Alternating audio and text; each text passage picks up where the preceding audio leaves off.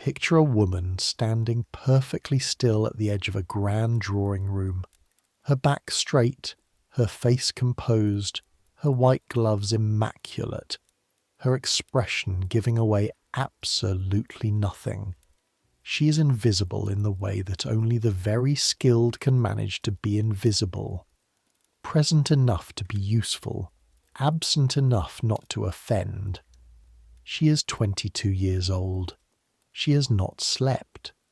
She's in the kind of pain that would make a grown man weep openly in the street, and has been since approximately 3 o'clock this morning. Nobody has noticed. Nobody is supposed to notice. That's the whole point. We're going back to Victorian England tonight, not to the ball itself, not to the glittering chandeliers or the silk gowns or the carriages lined up outside the house on the square. We're going to the part of Victorian England they don't paint portraits of. The cold attic room at 3:15 in the morning when the cramps begin. The strip of folded flannel pinned inside your petticoat that you've been quietly, expertly, invisibly managing for the last 5 days. The way you smile when Mrs. Alderton asks if you're quite all right, and you say, "Yes, ma'am," "Perfectly, ma'am," when what you mean is that your entire lower body feels like someone has replaced your organs with hot coals and wrapped a fist around everything and is squeezing. This is the history of the thing that happened to half the population, roughly once a month, for the entirety of human history. The thing that was not discussed in polite company. The thing that doctors called by 17 different names, none of them accurate.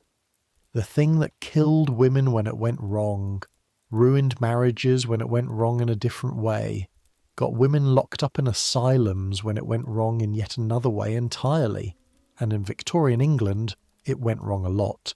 Because Victorian England had the unique genius of combining genuine medical ignorance with the absolute certainty that they knew exactly what was happening and exactly how to treat it.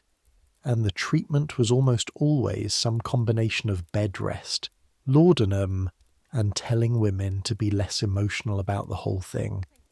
I make these history stories and I realise that this particular episode is going to filter out about 30% of my audience immediately, which is fine, honestly, because the 30% who stick around are going to learn something genuinely strange about the body, about medicine, about what women's lives actually looked like behind all that propriety and all those corsets and all that composure that the Victorians were so obsessed with performing.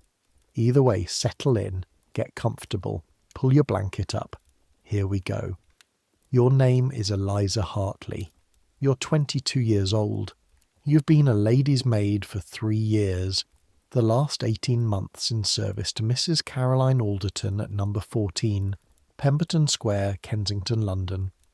The year is 1882.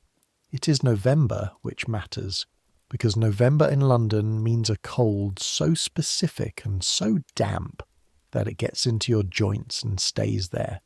And your room at the top of the house is the coldest room in the building, because heat rises through the floors below and then somehow manages to exit the building entirely before it reaches the attic. You have a narrow iron bedstead, a washstand with a basin and jug, a small chest of drawers, and a hook on the back of the door for your uniforms. The window looks out over the rooftops and a rectangle of grey London sky. In summer, through the open window you can hear the sounds of the square below. Horses, carriages, children being walked by their nursemaids in the afternoon. In November, the window stays shut, and what you hear is the wind finding the gaps around the frame and the distant sound of a drunk man singing something unrecognisable somewhere on the next street over. You wake at 3:17 in the morning, and for a moment you're not sure why you've woken. Then you know. It is that specific pain, not sharp, not quite. More like pressure that has decided to become pain, starting low in your abdomen and radiating outward in a slow, deliberate wave, down into your thighs, up into your lower back, settling into your hips with the patient established quality of something that plans to stay for several days. You have felt this before. Every month for the last 9 years since you were 13 and your mother explained what's happening in the same tone of voice she would use to explain a leaking roof. This is a problem that exists. This is how you manage it. Do not expect it to be otherwise. You lie still for a moment in the dark, taking stock. The cramping is moderate. Not the worst you have had. The worst you have had was 2 years ago, before you were at the Aldertons, when you were still at your previous position in a household in Bloomsbury, and you collapsed onto the kitchen floor during the washing up, and the cook, Mrs. Brennan, thought you were dying. You were not dying. You were 20 years old, and your body was doing something it had been doing since you were 13, and the pain of it had simply become, for that particular hour on that particular Tuesday, more than your legs could manage. Mrs. Brennan gave you a cup of something hot and strong that tasted of ginger and something sharper underneath, and told you that you were not to tell anyone about it, and you were not, and you never did. The cramping now is manageable, a solid 6 or 7 out of the arbitrary scale you have developed in your own head, the one that has nothing to do with what the doctors would tell you, because you have only ever seen a doctor once in your life, and he told you that this kind of pain was entirely normal, and that you should take more fresh air and eat less rich food and not agitate yourself unnecessarily, which you thought at the time was one of the most useless things anyone had ever said to you, and still do. You sit up carefully. The mattress is thin, and the springs have a particular voice, a small compressed squeak that you have learned to negotiate by moving slowly and distributing your weight evenly. The girl in the next room, Jane, the housemaid, sleeps lightly, and you do not want to wake her. Not because you're worried about disturbing her rest exactly, but because there is a whole sequence of things you need to do now, quietly, in the dark, and you would like to do them without being observed. Your feet find the floor.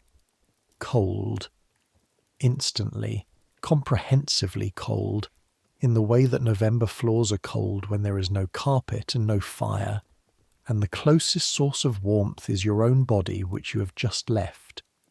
You find your slippers by feel, push your feet into them, they help somewhat. The tin box is under the bed. You reach for it without looking, fingers finding the edge of it in the dark, pulling it toward you. Inside, a folded length of white flannel cut into strips, several safety pins, a small piece of India rubber that serves a purpose which, if you attempted to explain it to most of the people you serve, would cause them to leave the room in embarrassment. A packet of dried chamomile that you bought from the herbalist on the high street 3 months ago because someone told you it helped with the cramping. It does not help with the cramping, or not much, but the smell of it is comforting in the way that useless things can sometimes be comforting. You stand up. The pain shifts with you, redistributes, settles again. Your lower back protests with a specific ache, dull and heavy, the kind that will get worse through the morning as you stand and walk and bend and carry things, and will peak somewhere around midday if the pattern holds, which it usually does. You move to the washstand. The water in the jug is cold, has been cold for hours. You pour a small amount into the basin, and the sound of it in the quiet of the room seems very loud. You do what needs to be done. This is the part of the history that nobody documents. The practical management of the thing, in the dark, in the cold, in a small room at the top of a Kensington townhouse, at 3:15 in the morning in November 1882. The strips of flannel, the pins, the careful practiced arrangement of cloth and rubber, that you've refined over 9 years into something almost efficient. Almost, not quite, because no arrangement is entirely efficient when the materials available to you are. Strips of cloth that move, shift, bunch, twist, and make themselves known at the worst possible moments. When you're leaning forward to arrange Mrs. Alderton's hair, when you're carrying the breakfast tray up the stairs, when you're standing composedly at the edge of a drawing room, being invisible, you do the best you can, in the distant way that you know things that don't help you, that the Victorians have been trying to solve this particular problem for decades. You have heard about something called the Housea sanitary belt, which is an American invention and which you have never seen, and about various rubber arrangements available from medical suppliers in London if you know where to look and have the money to afford them, which you do not. You have heard that some women in very progressive households are using something called a menstrual cup, which sounds both extraordinary and impossible, and you do not entirely believe it exists. What you have is what you've always had. The tin box under the bed, the folded flannel, the pins, the cold water, the dark room, and the quiet. You rinse your hands in the basin. The cold water hits the insides of your wrists, and you breathe through it. Outside, the drunk man has stopped singing. London settles back into its 4 a.m. rhythm, which is not quite silence. London is never quite silent, but something close to it.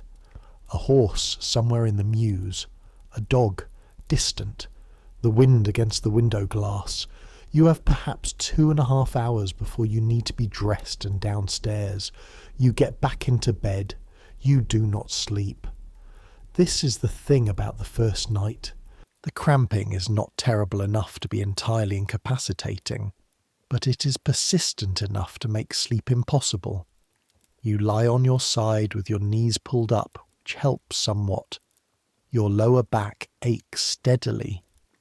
Every 15 or 20 minutes, the cramping intensifies for a period of 30 seconds to 2 minutes. A wave, really. A tightening that moves through you with its own internal logic, crests, subsides. You have learned to breathe through the waves. You have learned that fighting them makes everything worse, that the tension of resisting makes the muscles seize, makes the pain spike. You breathe, the wave passes, you wait for the next one. In the darkness, staring at the ceiling you cannot see, you think about the day ahead. Mrs. Alderton rises at 8. She will want her morning tea at 7:30, brought up by you, placed on the nightstand, the curtains open precisely, not slammed open, which she finds startling, but eased aside, letting the light in gradually. She'll want to know about the weather. She will want her correspondence arranged on the writing desk. She will want her morning bath drawn by 8:15, and you will kneel by the tub and test the water temperature with your wrist. Not too hot. Mrs. Alderton's skin is sensitive.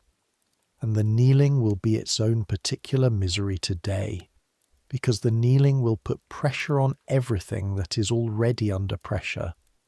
After the bath comes the dressing. This is the part of your work that requires the most technical skill. Mrs. Alderton wears a corset. Of course she wears a corset. Every respectable woman of her Norwegian station wears a corset, has worn a corset since she was old enough for one to be considered necessary, and will continue to wear one until she is old enough that even her daughters stop insisting on it. The corset is a machine. It has a specific sequence of lacing and tightening and fastening that you have memorized the way you have memorized everything important in this job, through repetition, through the consequences of getting it wrong, through the patient accumulation of expertise over 18 months of dressing the same body every morning. Today you will dress her body and try not to think about your own. You think about it anyway. Your own corset is a simpler construction than Mrs. Alderton's. A working woman's corset, firm enough to provide the necessary silhouette, practical enough to be put on without assistance, laced not to the fashionable extremes of tightness that Mrs. Alderton endures, but snugly enough that it will today press against everything that is already pressing from the inside. You know exactly what the next 7 hours in your corset are going to feel like. You know the way the boning will press against your abdomen at the exact point where the cramping centres itself. You know the way the tightness will make the bloating worse. Because you are, today and for the next 4 or 5 days, bloated. The specific, uncomfortable, full to bursting feeling that sits in your abdomen and makes everything about your middle feel both swollen and somehow bruised. You cannot not wear the corset. You're a lady's maid in a Kensington household in 1882. Not wearing a corset is not an option in the way that breathing is not an option, in the way that appearing downstairs without your hair properly done is not an option. Your body, in its current state, is invisible and must remain invisible. The cramping is invisible. The bloating is invisible. The strip of flannel pinned inside your petticoat is invisible. The tin box under the bed does not exist. This is the performance. You have been performing it monthly since you were 13. You are very good at it. The cramping eases slightly around 5 o'clock, as it sometimes does in the early hours, as if your body has made its point and is now willing to negotiate. You drift into something that is not quite sleep. A shallow, drifting state where the pain recedes into the background, becomes texture rather than event. You are aware of it the way you are aware of the cold and the sound of the wind, present, not incapacitating. The bells of the church 2 streets over ring 6 o'clock, and you are awake. Properly awake this time with the specific clarity of someone who's been lying awake for 2.5 hours and has accepted that sleep is not coming and has decided to simply begin. You sit up. The cramping reasserts itself at the movement. "Good morning," says your body, "I'm still here," and you breathe through it and swing your feet to the floor and begin. The cold of the room is specific and total. Your breath makes a small cloud when you exhale. The water in the washing jug has dropped to something close to freezing overnight, and when you pour it into the basin, a thin film of ice breaks on the surface of the jug. You strip to the waist and wash quickly, the cold so sharp against your skin that it almost overrides the cramping almost. The flannel of your undershirt is rough against your breasts, which are tender today in the way they are always tender in the days before and during. Not painfully tender, just present in a way they are not usually present, aware of themselves, announcing their existence through sensation. You dress methodically. The undershirt, the drawers, the stockings which you roll up your legs with fingers that are still cold despite the washing, still slightly clumsy. The garters, which take 3 attempts because the first 2 times your hands are not quite steady. The cramping comes in a wave as you bend to fasten the second garter, and you straighten up and wait for it to pass, and it passes and you continue. The corset. You have your own corset on a stand by the chest of drawers. It is, as corsets go, a modest instrument of compression. Nothing like the 18-inch waists that the fashion plates in the Illustrated London News present as the ideal. Nothing like what some of the higher-end ladies' maids are expected to achieve for their mistresses.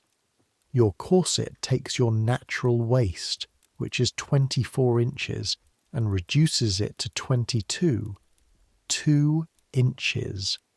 In the context of Victorian fashion, this is practically restrained. It still takes 4 attempts to get the lacing tight enough. On a normal day, the restriction is simply there, a fact of your body, something you have been managing since you were 15 and first got one. On a normal day, it is background.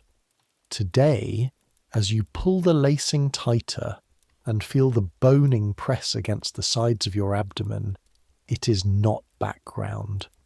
It is a specific, immediate, focused misery.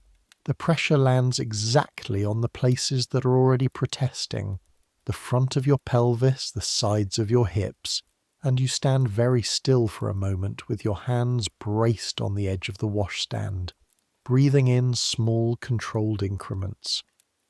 You have heard it said by Mrs. Alderton's own doctor, in conversation you were not supposed to hear but did, while waiting outside the sitting room with a tray, that menstrual pain is largely a product of an excitable temperament, that women with strong constitutions and disciplined minds manage the monthly process without significant discomfort. You've heard it said that women who suffer excessively are suffering, in essence, from an excess of sensibility. Too much feeling, not enough control. You think about this now, standing with your hands on the washstand and your corset pressing into your cramping abdomen, and you think that you would very much like to have that conversation with Mrs. Alderton's doctor when you're not in a small cold room at 6 a.m. trying to get yourself dressed, when you could instead look at him directly and describe, in exact and measured terms, what is happening in your body right now. You do not have this conversation. You finish fastening the corset. You breathe carefully, shallowly, finding the shape of the restriction, negotiating with it. By the time you have your petticoats on, and your working dress buttoned and your hair pinned into place, quick and neat, not elaborate, your morning hair for before Mrs. Alderton wakes, you are functioning, you are upright, you are dressed. This is all anyone needs to know. You carry your boots down one flight of stairs to the first landing before you put them on, because boots on the back stairs make a noise that carries through the house, and Mrs. Alderton is not yet awake, and the rule about noise before 7 is absolute. You sit on the cold stair, pull your boots on, lace them with slightly unsteady fingers. The effort of bending forward to reach the laces makes the cramping spike briefly, sharply, and you make a sound that is not quite a sound, more an exhalation than a word, and then you stand up and go down to the kitchen. Cook is already there. Mrs. Banks is a woman of 53 who has been cooking for respectable families in London for 30 years and has strong opinions about almost everything and shares them freely with anyone who's in her kitchen between 5 and 7 in the morning, which is her kingdom and her domain, and she knows it. She's standing at the range which is already going, the coal having been lit by the kitchen maid an hour earlier.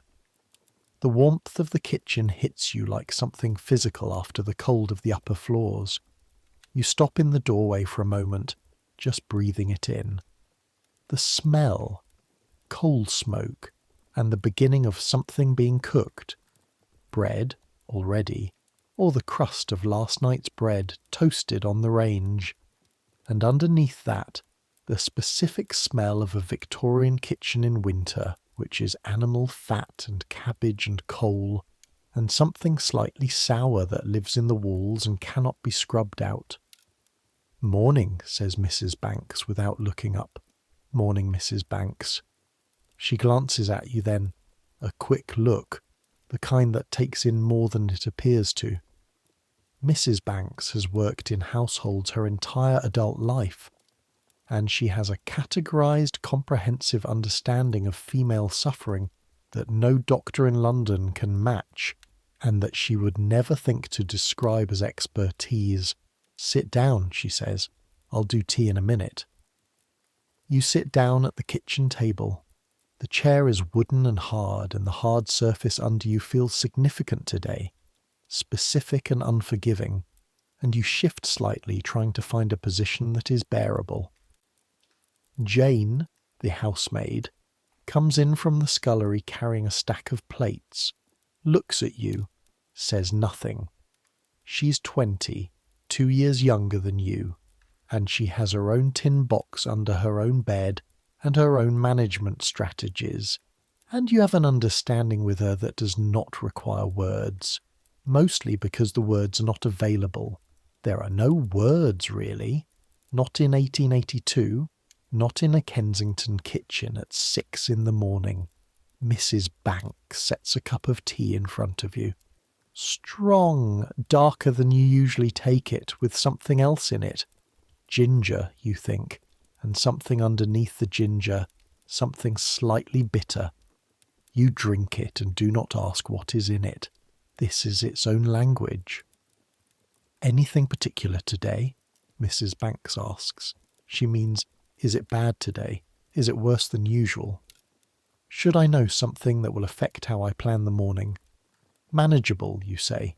She nods, files the information. There's a dinner tonight, she says, already turning back to the range. 12 covers. Mrs. Alderton will want you for the evening. A pause. I'll save you something from luncheon that'll sit better than the soup. This is kindness. In the language available, this is extraordinary kindness. You drink your tea and feel the ginger move through you, hot and insistent, and the cramping eases fractionally, just enough. Not gone, not close to gone, but negotiable. You can work with negotiable. The thing about being a lady's maid in a Victorian household is that your body is not in any meaningful sense your own. It belongs to the household, which is to say it belongs to Mrs. Alderton, which is to say it belongs to the specific demands of each specific day. You rise when the household needs you. You dress when the household schedule requires it. You eat what is left over when the household has eaten. You sleep when the work is done. This is the arrangement. You understood it when you took the position, understood it the way you understand that November is cold. It is simply the nature of the thing. What you did not quite fully understand at 17 when you first went into service was what this arrangement meant for the days when your body was staging its own internal argument with the schedule. What it meant to try to locate Mrs. Alderton's pearl earrings when your hands are slightly unsteady from pain. What it meant to maintain an expression of composed, attentive, invisible competence when every nerve ending in your lower body is broadcasting the same message with increasing urgency. You learned. You are still learning honestly. You're not sure you will ever fully learn it. At 7:15, you carry the tea tray upstairs. The tray has a specific weight and balance that you know well.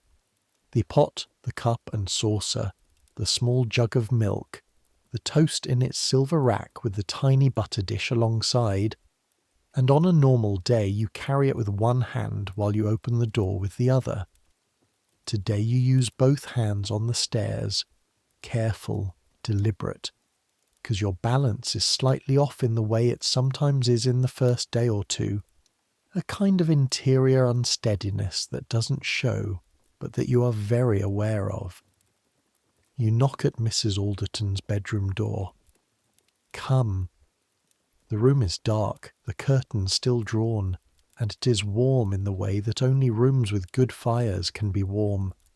Deep and even and total, the warmth of a place that has been heated all night. Mrs. Alderton is a woman who feels the cold and who has the means to address this, which means that her bedroom maintains a temperature that you would consider extravagant, and she considers merely adequate. You set the tray on the nightstand. You open the curtains, not wide. The morning light in November is not aggressive, but Mrs. Alderton prefers a graduated introduction to the day.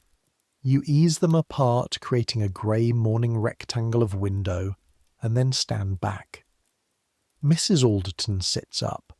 She's 38 years old, the wife of a barrister, the mother of 2 children who are away at school, a woman of considerable intelligence and some education, and a comprehensive, unquestioning acceptance of the social order that she inhabits. She is not an unkind woman. She's a woman of her time, which means there are things she does not see, things she does not look for, things that would not occur to her to look for even if she were much kinder than she is. Good morning, Hartley. Good morning, ma'am. How is the weather? Grey, ma'am. Cold. I believe the fog came in overnight.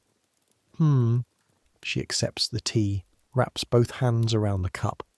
There's the dinner tonight, 12 covers. I'll need the blue silk. I'll see to it, ma'am. The blue silk is a specific enterprise. It requires pressing. The silk has been in the wardrobe for 3 weeks and has developed creases along the skirt that need to be coaxed out with a careful iron. Not too hot, which means standing at the ironing board for 40 minutes, managing a temperature that is both hot enough to work and cool enough not to scorch, which requires a particular kind of sustained attention that you can provide today, but that will cost you something. My head aches, Mrs. Alderton says, with the air of someone reporting an interesting development. I'm sorry to hear it, ma'am. Shall I ask Elsie to bring up the willow bark? Mrs. Alderton considers this. Yes, and tell her to make sure the water is properly hot this time. Last time it was barely warm. Yes, ma'am. Willow bark tea for a headache. You think about this as you move around the room, collecting the clothes that need to be laid out for the morning, assessing the state of the fire, noting that the grate needs fresh coal. Mrs. Alderton has a headache, and she will have willow bark tea. She will rest if the headache is significant enough. She will arrange her morning around the headache, rescheduling what can be rescheduled, managing what cannot. She is the mistress of this house, and her body's complaints are, within reason, accommodatable. Your body's complaints are not accommodatable. They are not, in fact, your body's complaints. They do not officially exist. This is the architecture of it. This is the specific, invisible structure of what it means to be a working woman in 1882. You go to the dressing room and begin laying out the morning clothes. The wool walking dress, the petticoats in their proper order, the particular corset that Mrs. Alderton wears under this dress. Different from her evening corset, a slightly different cut, accommodating a slightly different silhouette. The stockings, the boots, the small pile of accessories that compose the finished picture. The standing is the problem today. Standing still, which the job requires constantly. Standing while Mrs. Alderton drinks her tea. Standing while she reads the first of her letters. Standing in case she needs something and often not being needed but needing to be available. The standing on the first day is hard in a way that sitting and walking are not, because standing still with your weight equally distributed through your hips means you feel everything equally distributed through your hips, and right now everything distributed through your hips is arguing with you. You stand anyway. You have stood through worse. You will stand through this. Mrs. Alderton finishes her tea and hands you the cup. Draw the bath. You draw the bath. The Alderton household has a proper bathroom with a fixed tub and a water heater. This is a relatively modern arrangement, something that would have been unusual even 20 years ago, and you regulate the temperature with the care of long practice, running cold water to lower it when it comes too hot, testing it every few minutes with your wrist. The steam rises in the cold bathroom air.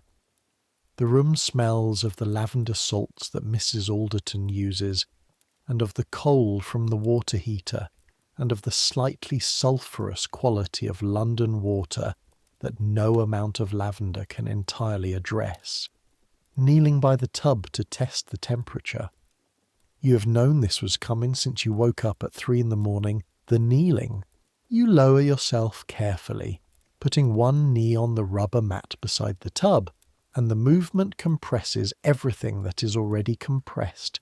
and the cramping spikes, immediate and decisive, and you hold the position for a moment with your wrist in the water and your face carefully composed because the housemaid Elsie is in the room behind you, delivering the willow bark tea that Mrs. Alderton requested, and you cannot make an expression that Elsie might notice, and might later mention to Jane, who might mention it to Mrs. Banks, who would not tell anyone important, but who, you feel, does not need more information than she already has. The water is the right temperature. You stand up. Later, much later, in another century, in a world that has aspirin and ibuprofen and heating pads and the basic societal acknowledgement that menstrual pain is a real physiological event rather than a manifestation of feminine excess. Later, the standing up from kneeling will still hurt on the bad days. Some things persist, but in this later world there will be words for it, and there will be options, and the person experiencing it will not be required to maintain a face of perfect composure while a housemaid in the doorway talks about the fog. "Yes," you say to Elsie's observation about the fog. "Quite thick this morning." Mrs. Alderton's bath takes 20 minutes. You wait in the dressing room, sorting through the jewellery box to find the pieces she will want for the morning. Nothing too formal. She has calls to make in the afternoon. And the sorting is fine. It is seated work. Your hands can do it on their own by now. You think about the dinner tonight. 12 covers means the household will be organised around it from mid-morning onward, which means your access to the kitchen and to Mrs. Banks's particular brand of practical kindness will be limited. It means standing for a long time this evening. It means the blue silk to finish pressing. The cramping comes in a wave. You count through it. 14 seconds. 15. It crests and then it is receding and you're on the other side of it, counting out a pearl necklace from the box. Mrs. Alderton comes out of the bath wrapped in a towel that Elsie has warmed at the fire. This is a specific requirement, the warm towel, and you've never forgotten it in 18 months, and sits at the dressing table, and now begins the real work of the morning. The dressing of Mrs. Caroline Alderton is a thing you can do with your eyes closed almost. 38 years old, a specific body with specific requirements and specific preferences and specific areas of sensitivity. She does not like to be touched too firmly around the shoulders when you're positioning her morning dress. She does not like the corset laced too tight before the afternoon. She has a particular way she wants her hair arranged on Wednesdays and Fridays, and a different way on Mondays and Tuesdays and another way on Saturdays. You have memorized all of it. You carry it in your hands, which know their way around this job the way your feet know their way around the house in the dark. The corset today is the morning corset. You have the laces in your hands and you begin the process, drawing the back in, measuring by feel against your own judgment of what is appropriate for the morning. Knowing she will want it slightly looser than the evening, she stands at the post in the dressing room, a small post like a miniature column, installed precisely for this purpose, and holds on with both hands while you work. You're thinking about the cramping. You're also thinking about the tension in the lacing, the placement of the boning, whether the left side is sitting correctly against a rib cage. These two things are happening simultaneously. This is the expertise, really. Not just the technical skill of dressing, but the management of your own body in such a way that it does not interfere with the technical skill of dressing. A little tighter, Hartley. You draw the laces tighter. Your own corset presses into your own abdomen. Better, says Mrs. Alderton. Now here is something worth stopping on for a moment, because this is where the history gets strange, or stranger than it has already been. You're standing in a dressing room in Kensington in 1882, lacing your mistress into a garment that she will wear for the next 12 hours, a garment that will reduce her waist by several inches and compress her organs into a modified arrangement that no one has seriously questioned because it is simply how women look, how they are supposed to look, how they have looked for long enough that it has become natural rather than constructed. And your mistress, who is 38 years old and not unintelligent, and who as a doctor she consults regularly, does not know that the garment you are lacing her into is directly worsening the menstrual cramping you are currently experiencing, not because she is cruel, because the connection has not been made, because the Victorian understanding of the female body is simultaneously very interested in the female body and almost completely wrong about it in ways that are both spectacular and mundane. Here is what the Victorians believe about menstruation in 1882. They believe it is a crisis, a monthly crisis of the female constitution, a time of physical and emotional fragility during which women should not be asked to exert themselves, physically, intellectually, or emotionally. Some doctors, like Edward Clarke, whose 1873 book has been widely read and loudly discussed, believe that young women who attempt to use their minds too strenuously during their education are endangering their reproductive systems, drawing blood and nervous energy away from the uterus at precisely the moment when the uterus needs it most. This is why women should not be admitted to universities. This is why women should not work in demanding positions. The monthly process requires all available resources, and if you attempt to think too hard while it is happening, you are essentially stealing blood from your own womb. This theory is, and let me be precise here, completely wrong in every particular. But it is believed. It is believed by educated men, by doctors with medical degrees from good universities, by the sort of people who write articles in respected medical journals.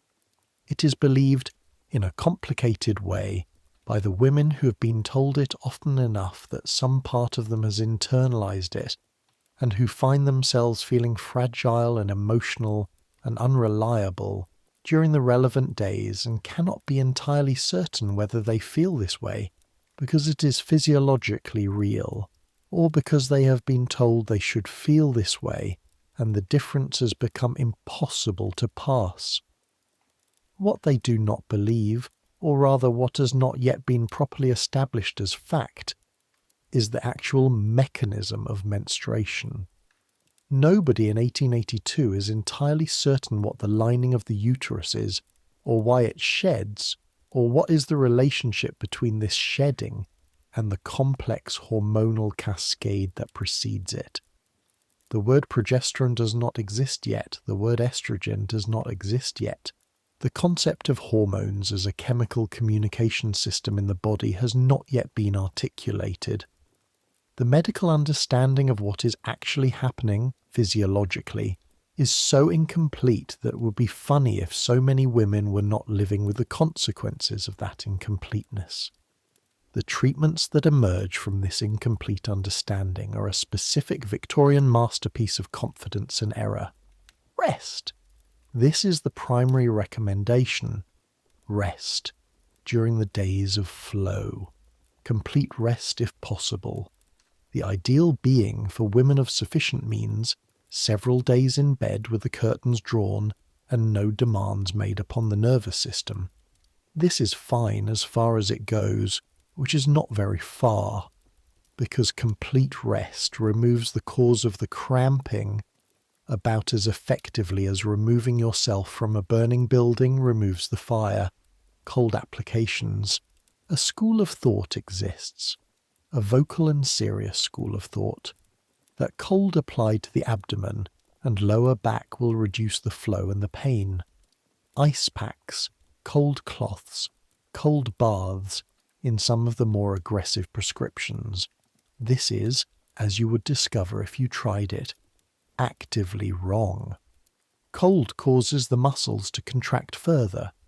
Cold, applied to an already cramping uterus, makes the cramping worse. This was not understood. The women who followed this advice and found it made things worse assumed the failing was in themselves, not the treatment. Heat.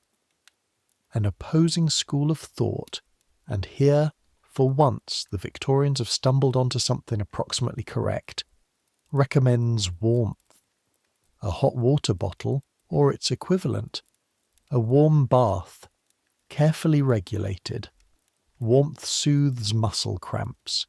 This is true and will remain true. The problem is that this recommendation comes wrapped in so many other recommendations, so many caveats and restrictions and additional instructions, that the core truth is difficult to extract.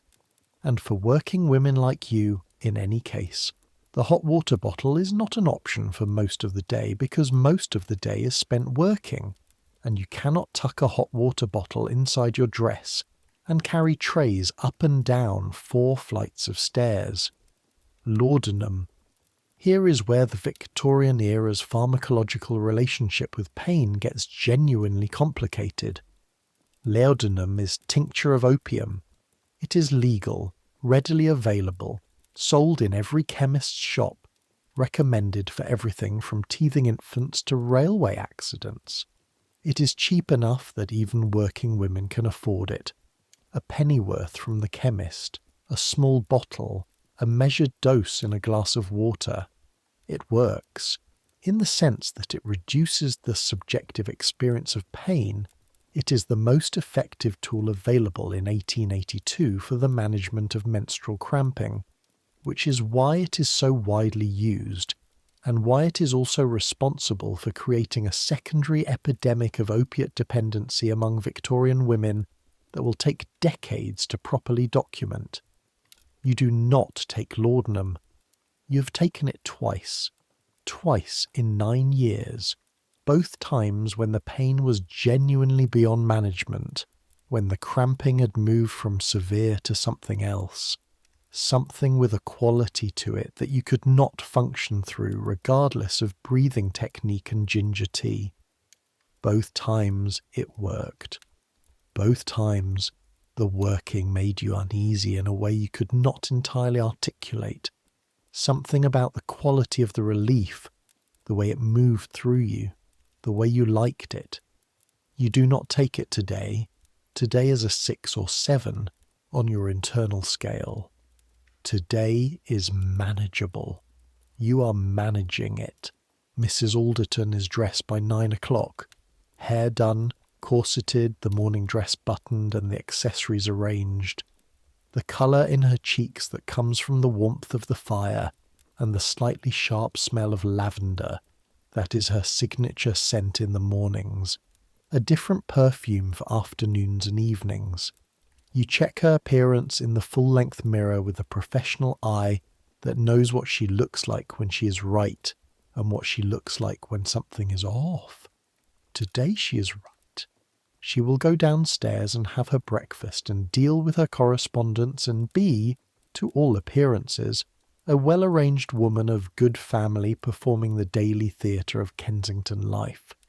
She looks at you in the mirror. You look pale, Hartley. A moment. The kind of moment where several calculations happen simultaneously. I didn't sleep well, ma'am. The fog kept the street noisy. A beat. Whether she believes this or whether she chooses to accept it is not a distinction that can be easily drawn, and it does not matter. The result is the same. Eat something proper at luncheon. She turns from the mirror. I need you back at 3 to dress for the afternoon calls. Yes, ma'am. She goes downstairs.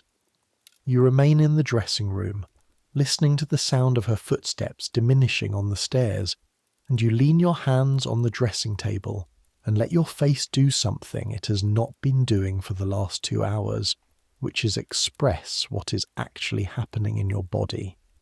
It is not very dramatic, the expression. It is mostly a controlled exhale, eyes closed. the particular compression of the jaw and the specific tension around the eyes that is the face people make when they are in moderate pain and have been maintaining not being in pain for long enough that relaxing the maintenance even briefly is noticeable. You stand like that for about 15 seconds. Then you straighten up. You smooth the skirt of your dress. You go to work. The ironing of the blue silk dress takes 45 minutes. The silk is a particular challenge. It is a French silk shot through with a very fine silver thread that catches the light, and it is the kind of material that will show scorch marks immediately and permanently, which means the iron temperature is not negotiable. You test it every 5 minutes on a scrap of plain silk kept for this purpose. The movements of ironing, the repetitive, sustained, full-body motion of pressing the iron across the fabric with the weight of your upper body behind it, mean that the cramping is constant background noise throughout. Not worsening, exactly. Just present, reliably, a metronome of discomfort that the motion doesn't allow you to forget. The dress, when you finish, is correct. The creases in the skirt have relaxed. The bodice is smooth. The silver thread catches the lamplight in the dressing room. Mrs. Alderton will look this evening exactly as she intends to look, which is to say, beautiful, composed, and entirely herself, the product of significant money and significant craft and your 45 minutes with the iron and the invisible labour of the flannel strips in the tin box under your bed. You hang the dress carefully on the stand and go to find something to eat.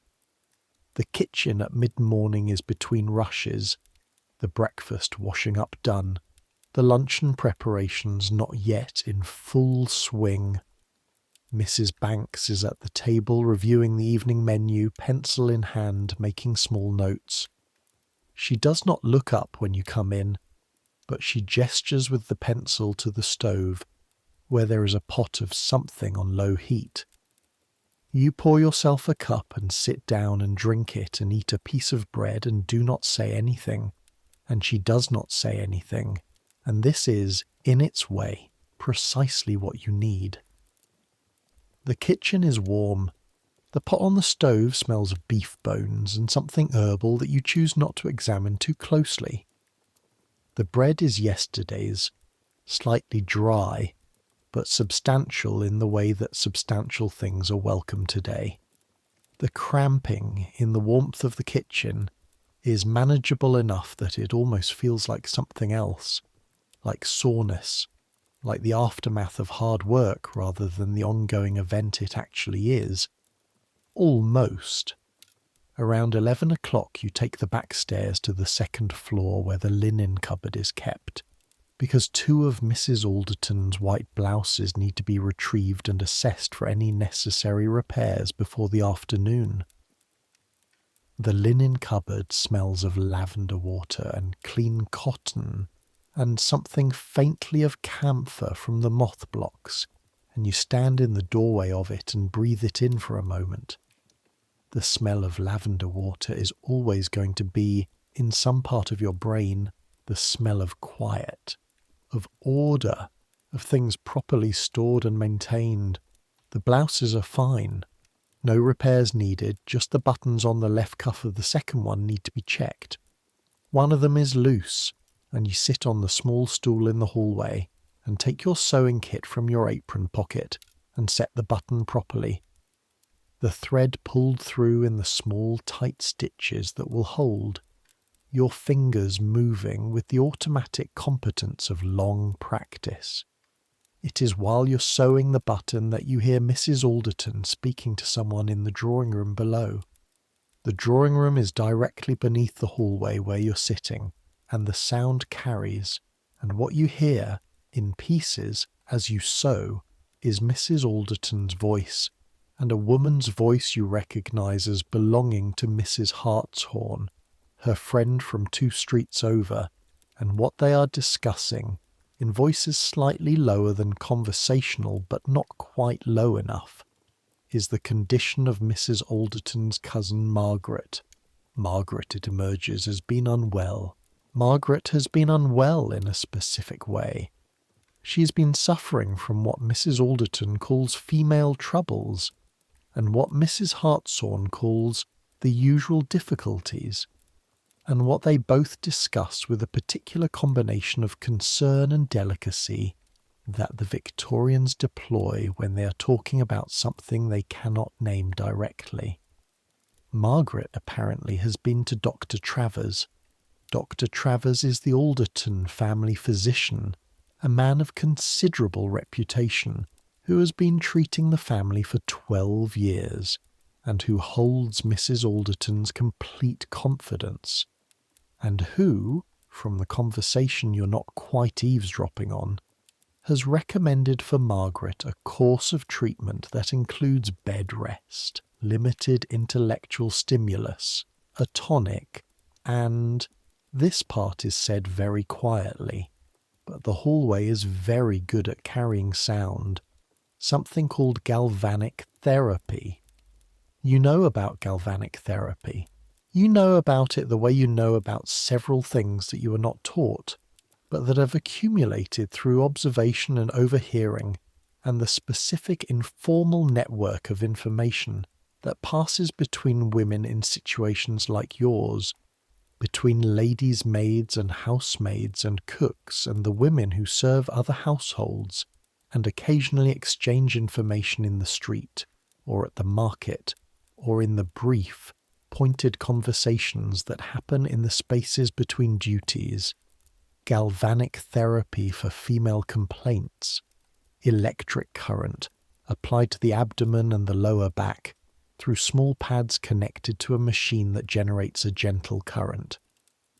The theory, and there is a theory, there is always a theory, is that the electrical current stimulates the uterus and surrounding tissues, regulates the mysterious process of the monthly flow, reduces the excess irritability that is assumed to underlie the pain. Some women find it helps. Some women find it makes things worse. Some women find it deeply strange and frightening and cannot continue past the first session. It costs money. It requires a doctor or a medical establishment of some kind. It is, therefore, not available to you. Margaret is the cousin of a barrister's wife. Margaret will have galvanic therapy and bed rest and a tonic that probably contains bromide, and she will recover or she will not recover, and either way the treatment will be carefully documented by Dr. Travers in his casebook, alongside dozens of similar cases. You sew the button. The thread is fine and even, and the button sits correctly on the cuff. Downstairs, Mrs. Alderton and Mrs. Hartshorn move on to a discussion of the dinner. This evening, the guest list, whether the Pemberton Whites will bring their daughter, who is becoming quite impossible. You go back to the linen cupboard and put the blouses away. Here is something you know that Dr. Travers does not know, or does not know in the way you know it, which is empirically, through the accumulated experience of 9 years in a body that has been managing this monthly process without medical assistance or bed rest or galvanic therapy or any of the scaffolding that Margaret has access to. You know that the worst part of it is not the cramping. The cramping is bad, yes, and it is real, and it is not the product of an excitable temperament or insufficient discipline. It is your uterus contracting as uteruses do in a process that is, though you do not have the word, prostaglandin-mediated, a cascade of chemical signals that cause muscle contractions that are, in the relevant muscles, not much milder than the contractions of labour. You do not know the word prostaglandin. You do not know the mechanism. But you know that the pain is real in the specific way that something is real when it exists in your body rather than in someone else's theory about your body. But the cramping is not the worst part. The worst part is harder to name, and therefore In 1882, almost impossible to discuss. It is the days before, not the days of the flow itself, which are at least coherent. This is the thing. This is what you are managing. This is why you are in pain. The days before, the 4 or 5 days before, when your body is in preparation for the event without your being able to name what the preparation is for, when everything feels slightly wrong in a way you cannot point to specifically, because nothing specific is wrong. You feel this in your chest, a tightness that is not illness. You feel it in your eyes, which ache slightly, and in your hands, which are slightly swollen and clumsy, and in the sensitivity of your skin, which registers ordinary sensations, the roughness of the wool dress, the pressure of the corset, the cold of the water in the basin, with a slight consistent amplification that doesn't correspond to anything you can see. The world is slightly louder than usual. Light is slightly brighter. Small annoyances are slightly less manageable. Large annoyances are significantly less manageable. 3 days before the flow started, you cried. You cry occasionally. You are human. You're 22 years old. You are living alone in a city and working very hard, and sometimes things happen that cause tears. But this was different. This was Mrs. Alderton saying mildly that the lace on the nightgown she wanted had not been properly pressed, and you agreeing with her that it had not been properly pressed, and going to press it, and standing at the ironing board pressing lace at 7 in the evening when you had been working since 6 in the morning, and you pressed the lace and folded it, and went to your room and sat on your bed and cried for approximately 4 minutes in a way that was absolutely disproportionate to improperly pressed lace, and that you knew, while it was happening, was absolutely disproportionate to improperly pressed lace. This is the thing that the Victorians call hysteria, or rather, this is adjacent to the thing they call hysteria.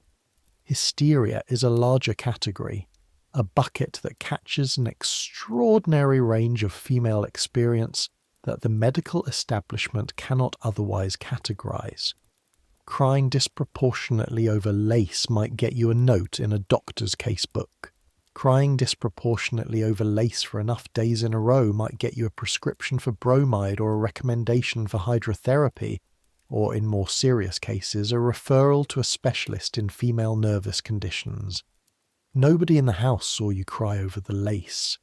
You were in your room, and you cried for 4 minutes, and then you washed your face in the cold water, and went down to return the nightgown to Mrs. Alderton's wardrobe. This is management. This is what management looks like, in its actual lived form, in the body of a 22-year-old woman who's been managing this since she was 13, without medical assistance or professional guidance, or the specific vocabulary that would allow her to describe what is happening with any precision. 3 days before the flow, the crying. 2 days before, the specific tenderness in the breasts that makes the corset something she is more aware of than usual, and the bloating beginning low and radiating. 1 day before, the headache, which is different from Mrs. Alderton's headache today, less localized and more systemic, a general pressure that sits behind the eyes and at the base of the skull. The night before, the first cramping, which woke you at 3:17 in the morning. Now, day 1. Day 1 is moderate to bad historically. Day 2 sometimes better, sometimes worse. Day 3 usually better. Days 4 and 5 manageable. By day 6 or 7, the flannel strips are unnecessary. The cramping is gone, the sensitivity recedes. The world stops being slightly too loud. 14 days of approximate normality. Then it begins again. 12 times a year. Since she was 13, she is 22. That is 9 years multiplied by 12 cycles multiplied by 6 days of management. She has done this 648 times. She will do it, barring pregnancy or illness, several hundred more times before it stops. She does not think about it this way, actually. She does not do the arithmetic. The arithmetic is something that becomes available in hindsight when someone can look at the numbers and understand what they mean. She just gets up every morning and goes to work. At 3 o'clock you go upstairs to help Mrs. Alderton dress for her afternoon calls. The afternoon dress is a deep burgundy wool, well made, warm, appropriate for the weather. The afternoon corset is laced slightly tighter than the morning one. The afternoon is more public, requires a more formal silhouette. You lace it and feel your own corset press in sympathetically, and your face does not change. Mrs. Alderton studies herself in the mirror. The hair is a little loose on the left side. I'll adjust it, ma'am. You adjust the hair. The pins going in require a small degree of precision in fingers that are not perfectly steady today, but you manage it, and the hair is correct, and Mrs. Alderton examines herself again and is satisfied. Who is she calling on? You ask Mrs. Banks, back in the kitchen 10 minutes later. The Harrises in the square, then Lady Pemberton, then back for tea before the dinner guests arrive. Lady Pemberton is a woman you have encountered twice, briefly, while waiting with Mrs. Alderton's wraps. She's 60 years old and thin in the way that women who have been corseted since childhood can become thin. Not slender exactly, but reduced, compressed, as if the years of the garment have left their impression in the bones as well as the flesh. She is, from what you have observed, not the kind woman. She's a precise woman. The two are sometimes the same and sometimes very different. You spend the afternoon in the dressing room, doing the tasks that accumulate when you're not managing a person. Sorting and repairing and pressing and organising. The work of the hands is, honestly, something like relief today. It gives the pain a context, a backdrop against which it can exist without being the only thing. When your hands are working, you are working, and the working is its own kind of argument against the pain. Not a winning argument, just an argument. Around 4 o'clock the cramping intensifies. This is normal for day 1, afternoon. The pattern holds with depressing reliability, moderate in the morning, manageable through midday, a spike in the mid-afternoon, then easing again through the evening. The spike now is significant enough that you sit down when you sit down. You sit on the small stool in the dressing room rather than the chair in the hallway, because the stool is lower and the lower position, hips higher, changes the angle of the compression. It helps by approximately 15%. You have calculated this over the years. In the same approximate and embodied way you have calculated everything else about this process. You sit on the stool and work on the repair of a small tear in Mrs. Alderton's evening gloves where the seam at the thumb has given way. The tear is minor and the repair is straightforward and the work is small and close and requires your eyes and your hands and not much else. And the cramping is at an 8 on your internal scale and you breathe through it and keep your stitches even. The door to the dressing room opens. Elsie, the housemaid, comes in carrying a fresh set of towels for the bathroom. She looks at you. You look at her. Bad, she says. Mid-afternoon spike, you say. She nods. She sets the towels down on the bathroom shelf. On her way back out, she stops in the doorway and says, "There's a hot water bottle in the kitchen if you want it for after dinner." "I'll manage," you say. "I know you'll manage," she says. "I'm offering it anyway." She goes. You go back to the gloves. The stitch is even. The seam is holding. This is solidarity in the language available. The dinner begins at 8. 12 covers means 12 guests plus Mr. and Mrs. Alderton, seated at the long dining table in the room on the first floor that's normally kept somewhat dim and is tonight fully lit, the chandelier blazing, the candles in their silver holders adding their light to the electric ceiling light that was installed 2 years ago and that Mrs. Alderton remains slightly ambivalent about. The table is laid with the good china, the crystal, the silver that Jane polished this afternoon until it reflected the room back at you in miniature when you carried the tray through. Your role in the dinner is specific. You're not a parlour maid. You do not carry the dishes or pour the wine. Those are roles for the footman and the senior parlour maid. Your role is to be available. Available to Mrs. Alderton for anything she might need. A shawl if she's cold, a whispered consultation about a seating arrangement, the quiet management of any small crisis that might arise in the machinery of a formal dinner party. You stand, therefore, in the hallway outside the dining room, where you can be reached but where you're not conspicuous, and you wait, standing. At 8:15 in the evening on day 1, the cramping is moderating. This is the evening pattern. The spike of mid-afternoon is the worst of it, and from 6 or 7 onward it begins to ease, dropping back through the scale towards something closer to 4 or 5, which is the livable range, the range within which you can stand in a hallway and wait without your face doing anything that would require explanation. You're standing in the hallway and the sounds of the dinner come to you through the door.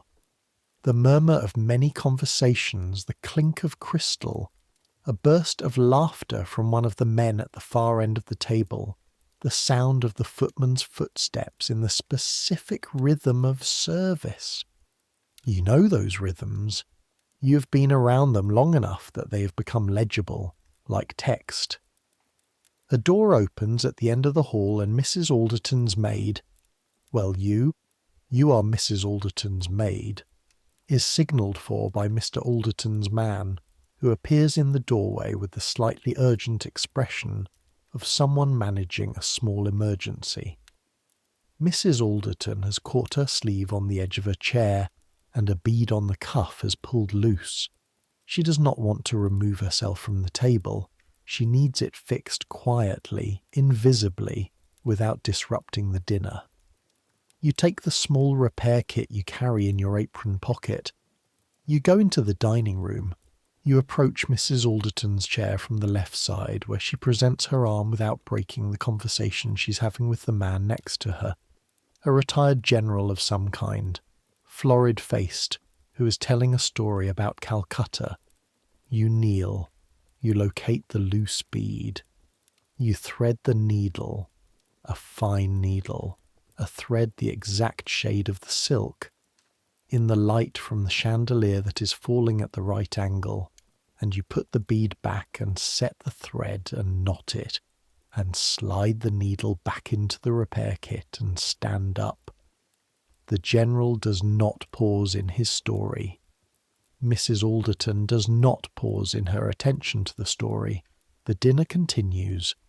You were in the room for 45 seconds. Nobody at the table noticed you. This is the work. In the hallway again, you breathe carefully. The kneeling was the hardest part of the last hour. The kneeling and the standing, both with the specific urgency of performance of needing to be quick and invisible and accurate. Your back is a low, steady complaint now, the kind that will intensify if you sit badly or stand too long, and that will ease, slowly if you lie down, which you cannot do yet. It is 9:35 by the clock in the hallway.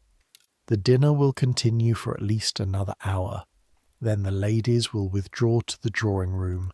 Then the gentlemen will join them. Then there will be cards, or music, or conversation, and it will be 11 o'clock or later before the guests leave, and Mrs. Alderton retires, and you can help her undress and arrange the clothes for the following day, and finally, climb the 4 flights to the attic room. The hot water bottle that Elsie mentioned will be in the kitchen. You think about it. The hot water bottle, the weight and warmth of it, the rubber pressing against the low front of your abdomen where the cramping has lived all day.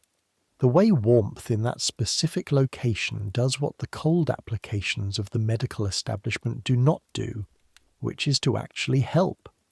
You have, across your lifetime, developed a small and practical expertise that no Victorian doctor possesses, which is, you know your body. You know what helps and what does not help, and you know the difference between the types of pain and what they indicate about duration and severity. You know that today is a 6 or 7, and tomorrow will probably be a 5, and by Thursday you will be at a 3, and the flannel strips will be mostly unnecessary. You know that the heat helps and the cold does not, and that standing is harder than walking, and that the worst of the afternoon spike usually comes around 4 and passes by 5:30. You know that ginger tea and chamomile and the strong tea that Mrs. Banks makes in the morning help at the margins, not dramatically but measurably. You know that the crying 4 days ago was the signal, and that the signal is reliable and that you can plan around it.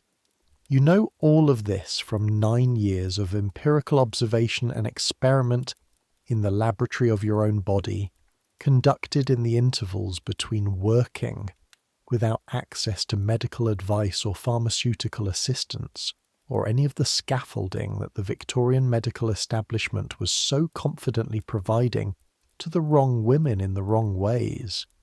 You know it, and nobody is writing it down, and when it is gone, when you are gone, this specific and hard-won expertise will vanish with you. This is also the history. A thought crosses your mind, standing in the hallway outside the dining room of a Kensington townhouse while 12 people eat their way through 6 courses behind a closed door.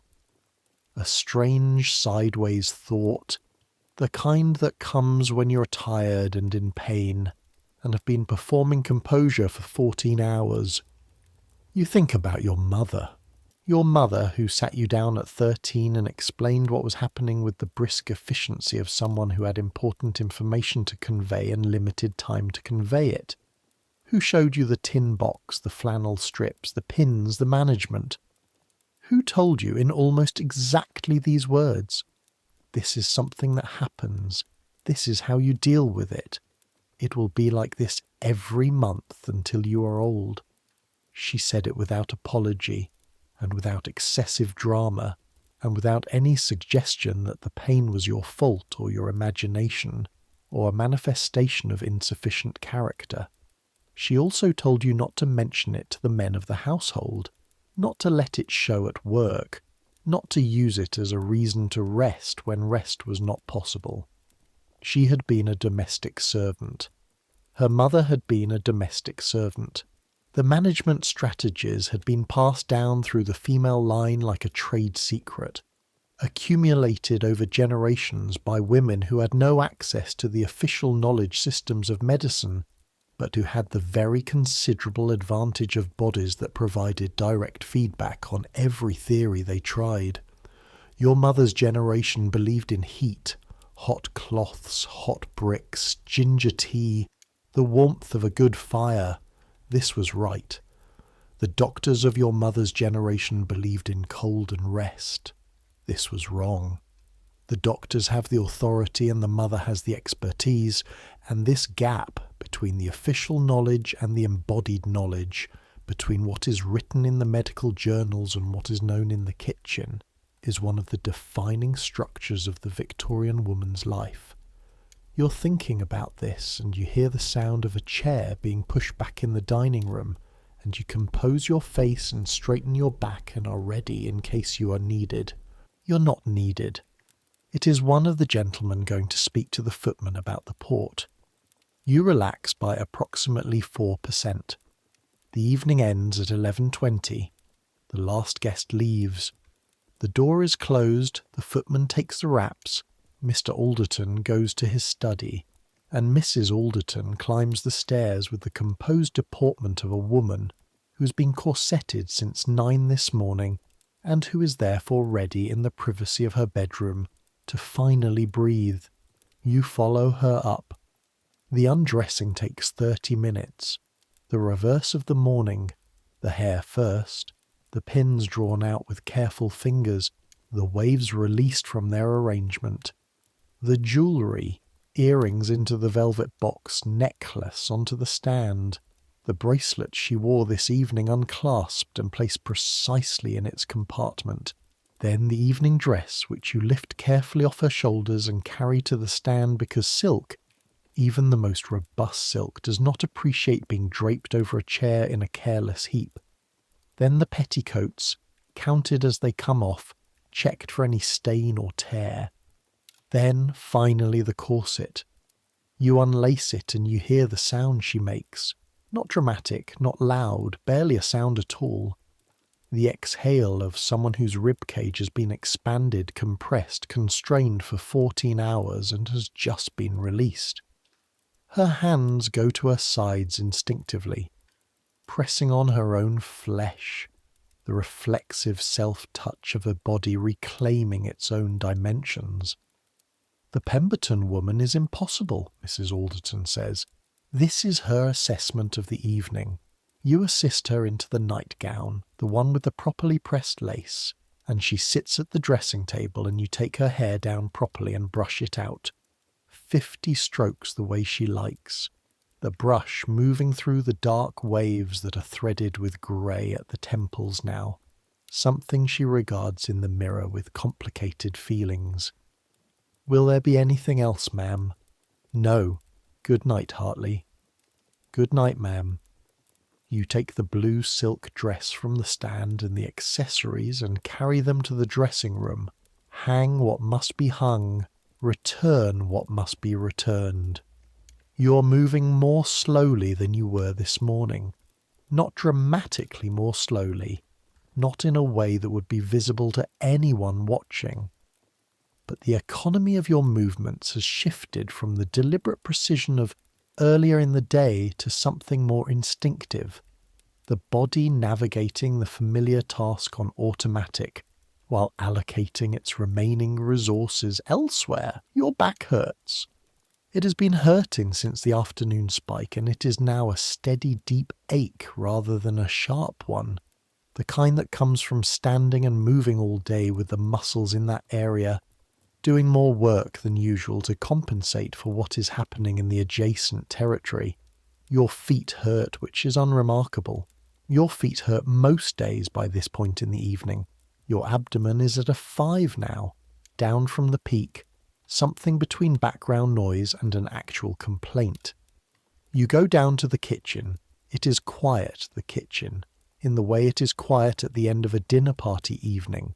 The post-event stillness that follows hours of production, the smell of what was cooked lingering in the walls and in the warmth of the range. Mrs. Banks has gone to bed. Elsie is in the scullery, the last of the dishes. Jane is already upstairs. The hot water bottle is on the range, a thick rubber bottle warm to the touch, the shape of it familiar and specific. You pick it up, the weight of it in your hands. You carry it upstairs to your room. In the room, in the dark, in the cold that has deepened through the evening, you undress with the economical practice of someone who is very tired and knows every button by feel. The corset comes off and you feel, like Mrs. Alderton, but more so, like much more so, the release of it. Your own exhale is slightly louder than hers was. Your hands go to your sides, and the flesh there pushes back against your fingers, slightly swollen, warmer than the ambient temperature of the room. You put on your nightgown, you get into bed. You arrange the hot water bottle against your lower abdomen and pull the blankets up and lie still. The warmth moves through the rubber into your skin and into the muscle beneath. and something that has been clenched all day, not quite consciously clenched, not deliberately, but clenched in the way of muscles that have been managing pain through the mechanism of bracing, begins incrementally to release. This is what the Victorians cannot prescribe and cannot document and cannot fit into their theories of the uterine reflex and the excess of female sensibility. The specific, empirical, exact relief of warmth applied to the right place at the right angle after a day of not being able to apply it, of keeping it invisible, of performing the perfect composure of a lady's maid in a house in Kensington where the blue silk dinners happen, and the lace gets properly pressed and the guests eat their 6 courses and never see, not once, the hot water bottle waiting in the kitchen. The pain is a 4 now. The pain is on its way to a 3. The city outside your window makes its nighttime sounds, distant, muffled by the November fog, the particular quality of London sound after 11 o'clock, reduced but never gone. A horse in the mews, something metallic somewhere in the direction of the main road, the wind. You're thinking in the way you think when you're very tired and the pain is receding and sleep is approaching, in images rather than words. The tin box under the bed, the morning cold, the weight of the tea tray on the stairs, the cramping wave at 3:17 in the morning, the one that woke you, the one that started all of this, the kneeling beside Mrs. Alderton's dining room chair with the needle and thread, 45 seconds, invisible, the hot water bottle against your skin. The history of this is almost entirely unwritten. There are medical case records full of the wrong theories. There are the diaries of women wealthy enough to be indisposed, full of references to the monthly difficulty and the usual suffering in the careful, oblique language of the Victorian diarist who knows that her diary might be read. There are the advertisements for patent medicines in the newspapers, Widow Welch's female pills, Clark's blood mixture, Lydia Pinkham's vegetable compound, all promising relief from female complaints, all containing something useful, often alcohol, sometimes opium, occasionally something that actually addressed the iron deficiency that makes the cramping worse, and a great deal that was not. There are the medical texts written by men about the female body, full of certainties that would take another half-century to fully dismantle. What there is not, any written record of this. The hot water bottle at 11:30 at night, the 648 times, the management, in the dark, in the cold, in the small room at the top of the house, and yet the management happened. Every month, in thousands of attic rooms and servants' quarters and kitchen bedrooms and shared cottages, in the rooms of women who worked, and in the rooms of women who didn't, and in the rooms that we now call history, and in the rooms that are simply gone. The tin boxes under the beds, the ginger tea from the cook who said nothing, the 4 minutes of crying that nobody saw, the hot water bottles waiting on the ranges. It happened. It was real. You think about your mother's hands showing you the flannel strips, practical hands, slightly rough, knowing exactly what they were doing. You think about Mrs. Banks this morning, putting something into your tea without asking if you wanted it. You think about Elsie in the doorway. You'll manage. I know you'll manage. I'm offering it anyway. This is the transmission of knowledge, not written, not documented, not in any medical journal or any official record, passed hand to hand, morning to morning, generation to generation, in kitchens and in cold rooms, and in the brief compressed exchanges between women who know what is happening and know what it costs, and know that the cost will be paid regardless. The hot water bottle is cooling slightly, still warm, still there. Outside, the fog has thickened. You can hear it in the quality of the silence, a specific muffled quality. The city swaddled in it, the sounds arriving already softened. November fog in London. It smells of coal and water and distance. Day 1 is almost done. Day 2 arrives without ceremony. The church bells wake you at 6, same as always, and for the first half-second of consciousness, before anything has registered, you're simply yourself, Eliza Hartley, 22, warm under the blanket, the November dark outside the window. Then your body reports in, and the report is Day 2. The cramping is there, lower on the scale than yesterday, a 4 in the early morning light rather than a 6 or 7, which means something between manageable and almost not worth mentioning. The specific ache in your lower back has persisted through sleep. It is there when you wake, which tells you that even in sleep the muscles have been doing something, tensing and releasing around the ongoing process, the body working while the mind is absent. The hot water bottle beside you is cold, room temperature, which in November means cold. You set it aside and sit up. The flannel strips in the tin box need replacing. This is the second day management, the specific requirement of this particular morning, and you do it quickly, efficiently, with the practiced economy of someone who has done this 600 times and has refined every motion to its minimum necessary form. The light coming through the small window is the grey-blue of early winter morning. Your hands work in it without difficulty. You know what you're doing. You wash your face. The water is cold. Everything is cold. This is simply November. You dress. The corset, the dress, the boots carried down the stairs. The morning so precisely, like the morning before that it could be the same morning, except that it is not.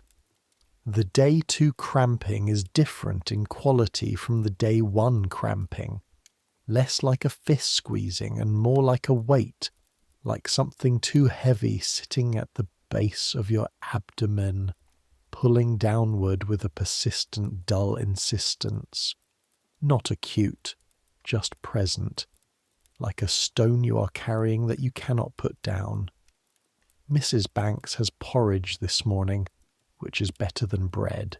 She puts it in front of you without ceremony, and you eat it, and feel it land in your stomach with the specific authority of something warm and substantial, and the warmth of it moves through you in the way that food moves through you when you are running on not enough sleep and a body that has been doing something demanding for 14 hours the day before. Second day, Mrs. Banks says. It's not a question. 4, you say, on the scale. She understands the scale without it having been explained. She pours herself tea. There's nothing heavy on today until this evening. Mr. Alderton's client coming at 5 for drinks. Mrs. Alderton has the ladies' charitable committee at 2. The charitable committee means 12 women from similar households, gathering in the drawing room to discuss what is to be done about the condition of the poor, with varying degrees of sincerity and effectiveness.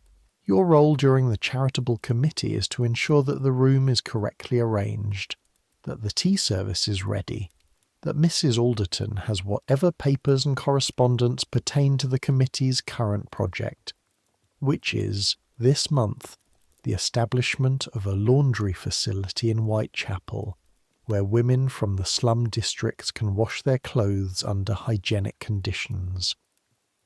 The committee discusses this with the genuine conviction that clean clothes will materially improve the lives of Whitechapel women. They are not entirely wrong. They are also, as with most things the comfortable discuss about the conditions of the uncomfortable, operating with incomplete information.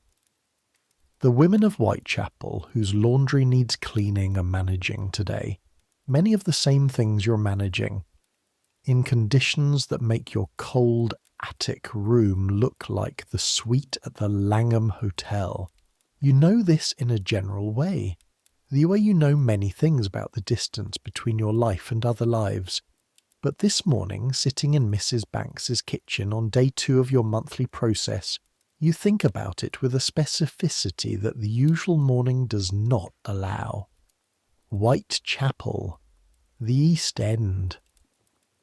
You've been there twice in your life, both times before you entered service, when you lived in a boarding house in Bethnal Green in the months after you first came to London from your parents' home in Shropshire looking for work. You remember the streets, narrower than Kensington, darker, the buildings pressing together as if they've been squeezed into insufficient space, which they have been. The smell of Bethnal Green is different from the smell of Kensington, even in the same November fog. It is a denser smell, more layered, the smell of more people in less space doing more kinds of physical work and having less access to the mechanisms of removal. In Whitechapel, in Bethnal Green, in Spitalfields, there are women who work in the rag trade, the sweated trade, as the newspapers call it when they're feeling sympathetic, who sit at tables in their rooms from first light until the light fails completely, and then in lamp or candlelight after that, sewing the seams of garments for rates that would make your weekly wage look luxurious. They cannot stop when the cramping is a 6 or 7. There is no stopping. Every day stopped is income not earned, and in Whitechapel the margins between adequacy and catastrophe are measured in shillings, sometimes in pennies, and the catastrophe comes for everyone eventually, and the only question is how long you can keep it away. In Whitechapel, the women who work in the match factories, Bryant and May, the factory in Bow that you've read about in the newspapers, stand on their feet for 13 hours a day dipping matches into the phosphorus paste that gives the matches their heads and gives the workers, in time, the jawbone necrosis that the newspapers call phossy jaw. The phosphorus is absorbed through the gums, through the teeth, and it destroys the bone in a progression that begins with toothache and ends with the jaw literally rotting, glowing faintly in the dark with the bioluminescence of the phosphorus compound. This is happening now, today, in 1882, to the women at Bryant and May. They are managing their monthly process while this is also happening. You think about this sometimes. The way that what you are managing, which is hard and real and significantly worse than the medical establishment believes it to be, is still one layer of a many-layered situation for most of the women who are managing it.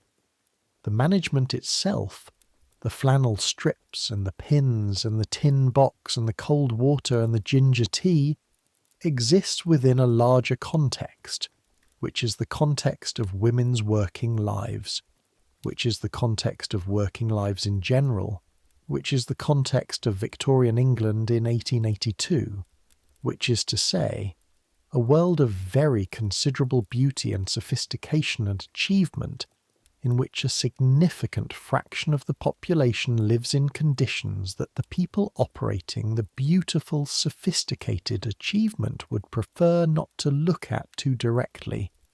The charitable committee this afternoon will discuss the Whitechapel laundry. You go upstairs to begin the morning preparations for Mrs. Alderton. Today, a Wednesday, is hair day in the more elaborate sense. On Wednesdays and Fridays, Mrs. Alderton's hair is dressed for the day rather than simply pinned, which is to say it is arranged in the fuller, more structured style that requires hot tongs and specific products and 30 minutes of your time rather than the 15 minutes of the morning pinning. The hot tongs are heated in the fire, a small grate in the dressing room kept going specifically for this purpose, and you test their temperature by holding them near your cheek, close enough to feel the heat, not close enough to burn. This is a judgment call acquired through practice. You have burned yourself twice in the early days, before the judgment was calibrated. You have not burned Mrs. Alderton. She arrives in the dressing room in her morning wrap, her hair loose down her back, the smell of lavender from the bath still on her skin. You seat her at the dressing table and begin. The pulling of the hair into sections and the rolling of each section around the tongs is a motion you do partly by feel, partly by sight in the mirror, adjusting the angle of each curl as it forms, the pressure of the tongs, the time you leave each section in contact with the heat. Mrs. Alderton's hair is dark and moderately thick and holds a curl well. This is a fortunate combination. You have worked for women whose hair held nothing, went flat within an hour, required constant maintenance through the day. Mrs. Alderton's hair, once properly done, will hold its arrangement until she chooses to take it down in the evening. Your hands work. The cramping is a 4.5 this morning, ticking up slightly from when you first woke, which is also the normal day 2 pattern. It tends to increase slightly through the morning and then ease again by afternoon, the opposite of day 1's trajectory. You know this. You have planned around it. You are in the middle of a conversation about what you cannot change, and the conversation's conclusion is always the same. Manage it. Don't let it show. Do the work. The tongs are working. A curl falls against Mrs. Alderton's neck and you pin it into place. You're quiet this morning, Hartley. I'm sorry, ma'am, did you sleep well? Well enough, James snored. Mr. Alderton. She says it with the particular tone of a woman who has decided that her husband's snoring is a fact of her existence rather than a grievance, which is the tone most Victorian wives deploy when discussing their husband's habits. I'll have the pillow brought from the spare room, ma'am, if that helps. It doesn't help. Nothing helps. She watches herself in the mirror. The curl on the right is lower than the left. You adjust it. The curl on the right comes up fractionally. You pin it again. Better, she says. The conversation drifts, as it often does during hairdressing, into the territory of what Mrs. Alderton is thinking about. She thinks aloud while you work on her hair, and you listen, and occasionally respond and mostly maintain the quality of present but not intrusive that the job requires.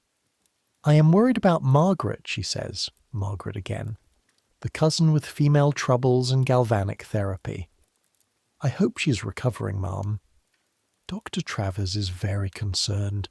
He says the condition is more serious than originally thought. Something to do with the... She pauses, selects her words with care, because even in the privacy of the dressing room with her lady's maid, certain words are not natural. With the functioning of the womb being, he says, excessive, the flow too heavy, the duration too long. I'm sorry to hear it, you say. He's recommended a period of absolute rest. No visitors, no activity, no reading of anything stimulating. Just quiet and rest and the treatment. And is she following the recommendation? Margaret's husband is making sure of it. Mrs. Alderton's tone is not quite neutral. He has taken away her books. A small silence. You pin another curl. Her books.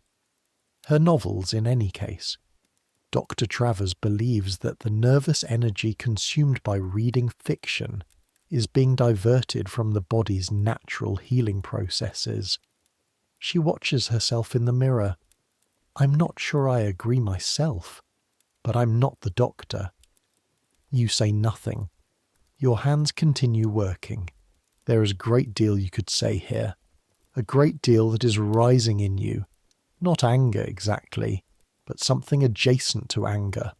Or perhaps more precisely the specific, tired frustration of someone who is managing right now, today, the exact thing that Margaret is supposedly managing, and who is also dressing hair, and will shortly be arranging luncheon, and will attend the charitable committee, and assist with the evening drinks, and who has not, at any point in this process, required the removal of her books. You do not say any of this. What you say is the treatment helping? Too early to know. Mrs. Alderton tilts her head slightly, examining a section of hair. A little to the left, I think. You move it left. What you know, and what Dr. Travers does not know, is that the severity of what Margaret is experiencing probably has a physiological basis that has nothing to do with the reading of novels. It is possible that Margaret has what will eventually be called dysmenorrhea, a word that does not exist yet in common medical usage, but that describes the condition where the contractions of the uterus during menstruation are severe enough to be clinically significant, where the prostaglandin response is elevated, where the pain is not a matter of temperament or nervous excess, but of genuine, measurable physiological difference. It is possible that Margaret has fibroids or endometriosis, a word that absolutely does not exist yet, that will not be coined for another few years, and will not be properly understood for decades more.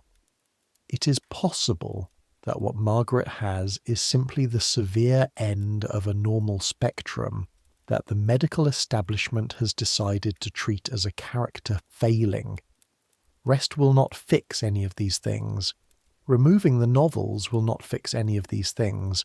The galvanic therapy might, in the way that any intervention creates a temporary disruption in the pain, signalling that the body interprets as improvement, provide some subjective relief, or it might not. Either way, Dr. Travers will record the case with the confidence of a man who knows what he is doing, and Margaret will lie in a darkened room without her books, and the months will pass, and the condition will do whatever it was going to do regardless of the treatment. The hair is finished. You step back and examine it from the mirror from the side, making the small adjustments that are invisible as adjustments, and visible only as correctness once you are done. Very good, says Mrs. Alderton. She means the hair. She means you. She means the morning service is correctly provided. You help her into her morning dress. You go about your day. The charitable committee arrives at 2:00. 12 women in their afternoon visiting clothes, carrying with them the specific atmosphere of women who have made themselves comfortable in their own lives, and are now turning their attention outward with a mixture of genuine concern and selective vision that is the hallmark of Victorian philanthropy. They settle into the drawing room, they accept their tea, and the discussion begins. You're not in the room. You're in the hallway, available as always. But you can hear them through the door, the same way you heard Mrs. Alderton and Mrs. Hartshorn discussing Margaret 2 days ago. The hallway carries sound with complete democratic impartiality. The Whitechapel laundry is discussed with the precision that people bring to things they are certain about from a distance. The conditions of the women who need the laundry are described by a Mrs. Fellows, a thin woman in grey wool who has apparently visited Whitechapel for this purpose, with the particular quality of description that manages to be simultaneously factual and theatrical, drawing on the facts of poverty and dirt and overcrowding to produce an emotional response without landing in anything too specific or too uncomfortable.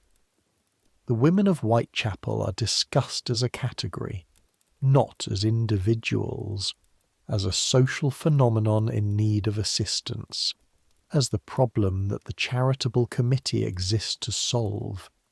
You think about the girl who lived in the room next to yours in the Bethnal Green boarding house. Her name was Annie and she worked at laundry, not the kind the charitable committee is proposing, but a private commercial laundry, where she stood at the tub from 6 in the morning until the laundry was done, which was usually 8 or 9 in the evening, lifting and scrubbing and wringing heavy wet cloth for 14 or 15 hours. Her hands were always red, always slightly swollen, the skin broken in places around the knuckles where the combination of the hot water and the cold air and the alkaline soap had pushed it past its capacity for recovery. Annie managed her monthly process while doing this job. The standing, the lifting, the constant weight of the wet cloth. You cannot imagine what that costs in terms of day one cramping, though you have tried. You have imagined it, and it is worse than your own experience, and your own experience is on a day one spiker 7. Annie did not discuss it. You did not ask. You understood, from the shared language of women who manage, that the subject was present and acknowledged in its absence. What the charitable committee is proposing would make Annie's life marginally better in one specific way. It would not address the 14 hours or the broken skin or the wages that keep her in the Bethnal Green boarding house, or the day one cramping or any of the structures within which all of those things exist. This is not an argument against the laundry. The laundry is a good thing. It is just a partial thing. The committee approves the laundry. They agree on the subscription amount. They arrange the paperwork. They drink another cup of tea. The afternoon moves through itself. At 4:30 you take the backstairs to the kitchen to speak to Mrs. Banks about the drink service for Mr. Alderton's client. And you find the kitchen in a state of organised preparation. Mrs. Banks at the range, Elsie at the table arranging glasses on a tray, Jane somewhere in the scullery. The kitchen smells of the pastry that Mrs. Banks has made for the evening. Something buttery and warm, and underneath that the smell of the beef stock that has been going since morning. The cramping is a 4 and holding. You are in the working register. You relay the instructions about the drink service, discuss the timing, clarify the specific requirements of Mr. Alderton's client, who is known to prefer his whiskey with a very particular ratio of water. This is the management of a household. This is the invisible machinery that makes the evening work. Mrs. Banks listens and nods, and makes a small note on the paper she keeps on the corner of the range, and then she says, without looking up from the note, "There's chamomile on the second shelf if you need it. Fresh batch." You thank her. You take a cup of the chamomile upstairs with you, drinking it on the back stairs where no one will see, holding the cup with both hands, the warmth of it travelling up through your palms and into your fingers. This is medicine. This, right here, is medicine. The specific, empirical, generation-to-generation medicine of women who have worked out what helps within the constraints of what is available. It does not eliminate the cramping. Nothing available to you in 1882 will eliminate the cramping, not without the opiates, which have their own costs. But the warmth, the ginger and chamomile, the knowledge of the pattern, the anticipation of day 3, which is usually better, these are not nothing. They are the practical architecture of survival, constructed without access to the official knowledge system, constructed from the bodies of women who went first and passed back what they found. Your mother's hands showing you the flannel strips. The chamomile is warm and slightly bitter and exactly what you needed. The client arrives at 5. Mr. Alderton receives him in the study. You hear their voices through the study door. Low, professional, the cadence of men discussing business in the register that men use for business, which is different from the register they use for conversation. You're not in the study, you're in the hallway. Available, as always, the day is ending. You can feel it ending in your body the way you can feel weather changing. A shift in the quality of everything. The light through the hallway windows going the dark orange of November sunset. the sounds of the street outside changing from the afternoon traffic to the early evening traffic, the horses and carriages returning from afternoon calls, the lamplighter beginning his rounds, the lamplighter. You've watched him from the upstairs window on evenings when you have a moment to watch. A small man with a long pole, moving from lamp to lamp along the square, and each lamp blooming as he reaches it, the gas catching and the circle of warm light expanding on the pavement below. 40 lamps in the square, 40 small acts of illumination, one after another, through the early dark of November.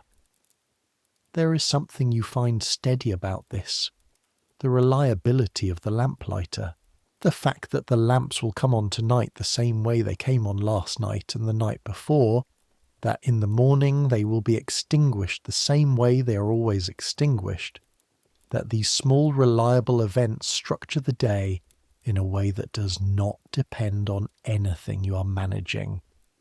The client leaves at 6:30. Mr. Alderton emerges from the study, passes through the hallway where you're standing, nods at you briefly with the brief nod of a man who registers your presence without particularly registering you, and goes upstairs.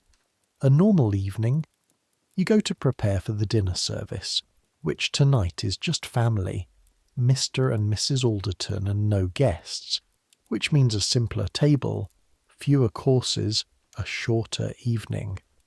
This is the relief you did not know you needed until you heard Mrs. Banks confirm it this morning. A simple family dinner is a shorter evening. A shorter evening means you're in your room with the hot water bottle approximately 2 hours earlier than last night. You carry this knowledge through the evening service the way you carry everything useful, quietly, privately, as a kind of internal landmark in the map of the day. At 8:35, Mrs. Alderton goes upstairs. You follow her. The undressing tonight is quicker than last night. No blue silk, no elaborate evening jewellery, just the afternoon dress and its accessories, and the hair that comes down from its day 2 arrangement in the same reverse sequence as always. She sits at the dressing table, and you brush her hair out, and she says, while you do it, that she has been thinking about Margaret. I think I'll call on her tomorrow, she says. Take her some flowers, whether or not Travers thinks visitors are advisable. That's kind of you, ma'am.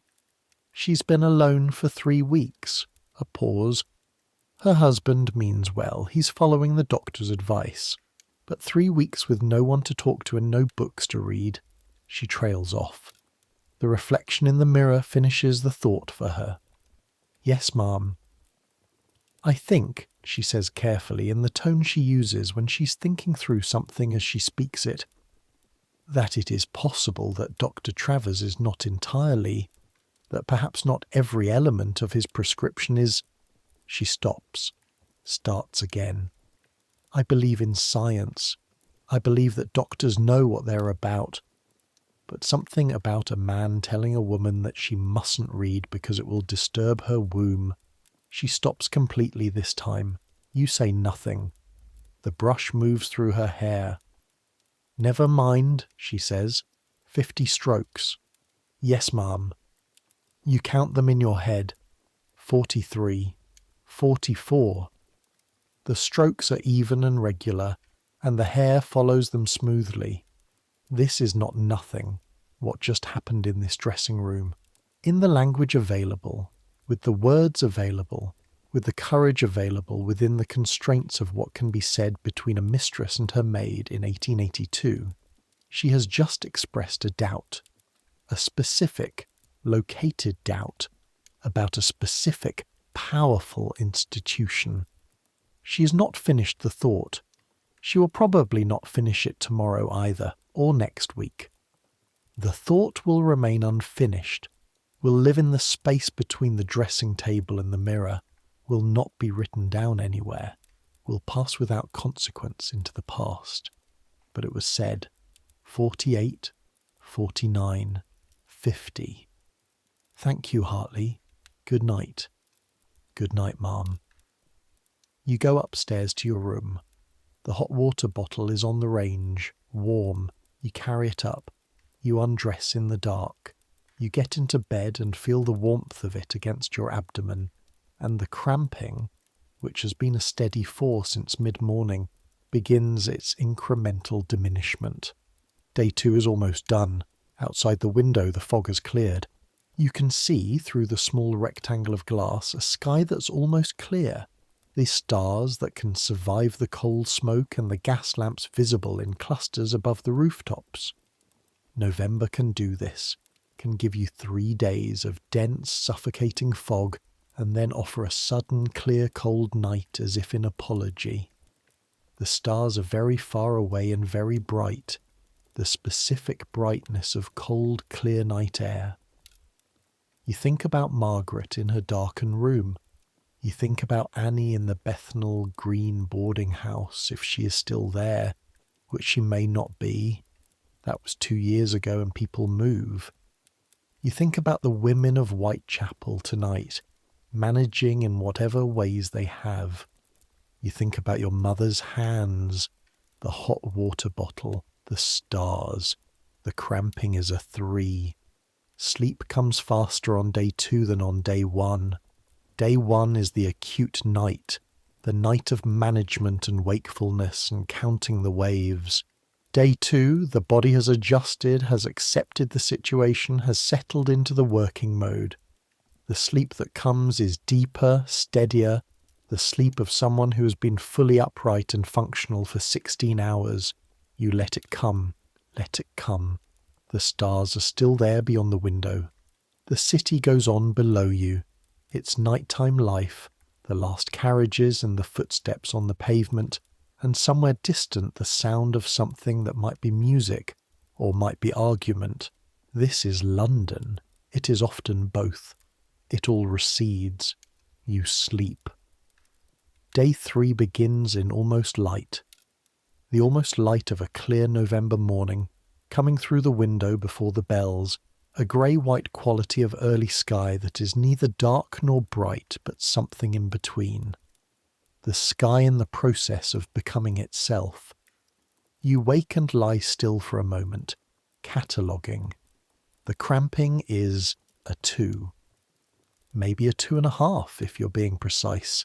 A low background ache rather than an active event. The lower back is sore in the way of muscles that have been working for 2 days. A residual soreness rather than acute pain. The bloating is beginning to ease. Your abdomen feels less pressurized, less full, and when you draw breath, the expansion of your rib cage meets less resistance than it did yesterday. Day 3.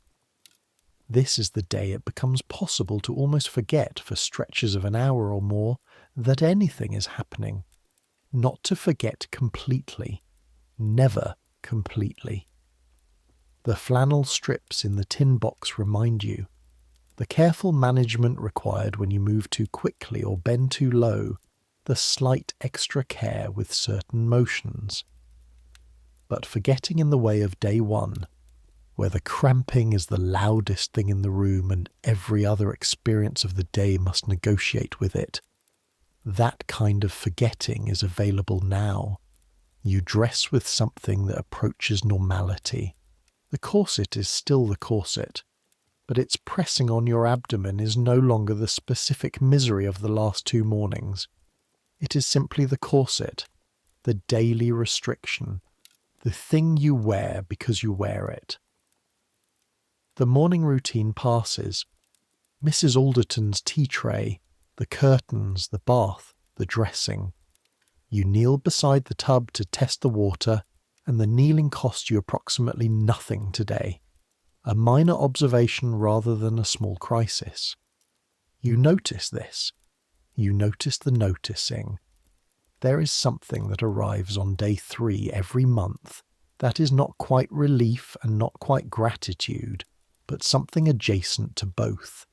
The specific sensation of a body returning to its working register, of the volume of the ongoing event being turned down to a level where other things can be heard again. Outside the Alderton house, outside this kitchen, and these dressing rooms and this specific life, the world is conducting its business. In the hospitals and the medical schools of London, the business of understanding the female body is proceeding with the confident incompleteness that defines Victorian medicine. The hospitals where this business is conducted are places of genuine learning and genuine error, in approximately equal measure, and the female body is both the subject of intense medical interest and profoundly misunderstood in ways that the doctors themselves do not know. They do not know. St. Bartholomew's Hospital in the City, King's College Hospital, the London Hospital in Whitechapel, the Royal Free Hospital, which was founded specifically to train women doctors at a time when the medical schools would not admit them, and which is regarded by many of the men who run the other hospitals with the particular combination of condescension and alarm that institutions tend to feel toward things that challenge their assumptions. In these hospitals, women arrive.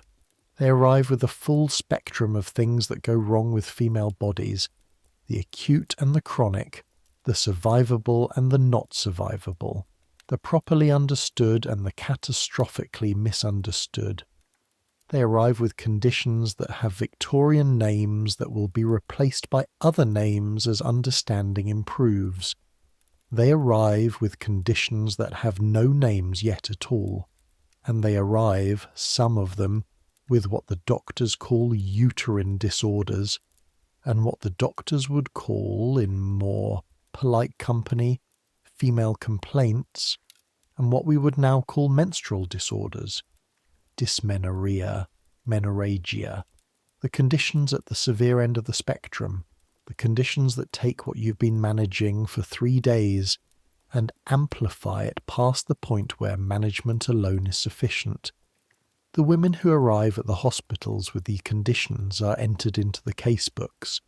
Their cases are discussed at the teaching sessions. The students observe. The attending physicians advise.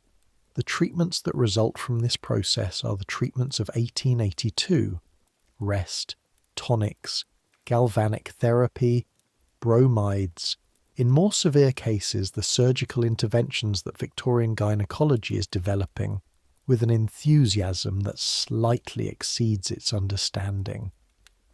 The first gynecological speculum, introduced in the 1840s by an American surgeon named J. Marion Sims, caused such controversy when Sims proposed to use it in Britain that there were protests, not entirely because of concerns about patient welfare, but partly because there was a significant faction of the medical community that believed that directly examining the female reproductive system was morally beyond the appropriate scope of medical investigation. There were doctors in England, serious men with medical degrees, who believed that examining a woman's cervix with an instrument was a form of violation, and that a proper doctor should diagnose female complaints without directly observing them. These men were wrong, and over time they were overruled, and the speculum became standard, and the ability to directly observe what was happening became the basis for real diagnostic progress. But the fact that this argument happened at all, that the question of whether it was appropriate to look at the part of the body you were trying to understand was considered genuinely controversial, gives you a sense of the epistemological environment within which Victorian gynecology was operating. They were figuring things out. They were figuring them out with the tools they had, in the cultural context they had, with the assumptions they had, and some of what they figured out was right and some of it was wrong, and the challenge was that they could not always tell the difference. What they were getting right in 1882 was surgery. The development of antiseptic technique, following Lister's work in the 1860s, had made surgical intervention survivable in a way it had not been before. The operating theatres of the London hospitals were becoming incrementally safer. Operations that would have killed the patient from post-surgical infections in 1860 were surviving in 1882. This was genuine progress. This was saving lives. What they were still getting wrong was the medical understanding, the non-surgical understanding, the daily management, the relationship between the uterus and the rest of the body, the mechanisms that were causing the conditions they were treating. The reflex theory of uterine action, which held that the uterus was connected to everything else in the female body by nerve pathways, and that problems with the uterus therefore caused problems everywhere. Headaches, digestive troubles, emotional instability, nervous disorders, was not quite right, but was not entirely wrong either, and it had enough truth in it to remain plausible longer than it should have. Estrogen, progesterone, prostaglandins. These words do not exist yet. The things the words name do not exist yet as known, documented, understood phenomena. The chemical systems that actually govern what you are managing. The cyclical fluctuation of hormones that produces the monthly sequence of events, including the premenstrual changes in mood and sensitivity and physical comfort, including the prostaglandin release that drives the contractions. These are undiscovered. They will be discovered, but not yet. Not in 1882. In the meantime, what exists is the experience of the women, which is real and which is largely undocumented in any form that the medical establishment would recognize as evidence, and the theories of the doctors, which are documented extensively, confidently, and in many cases incorrectly.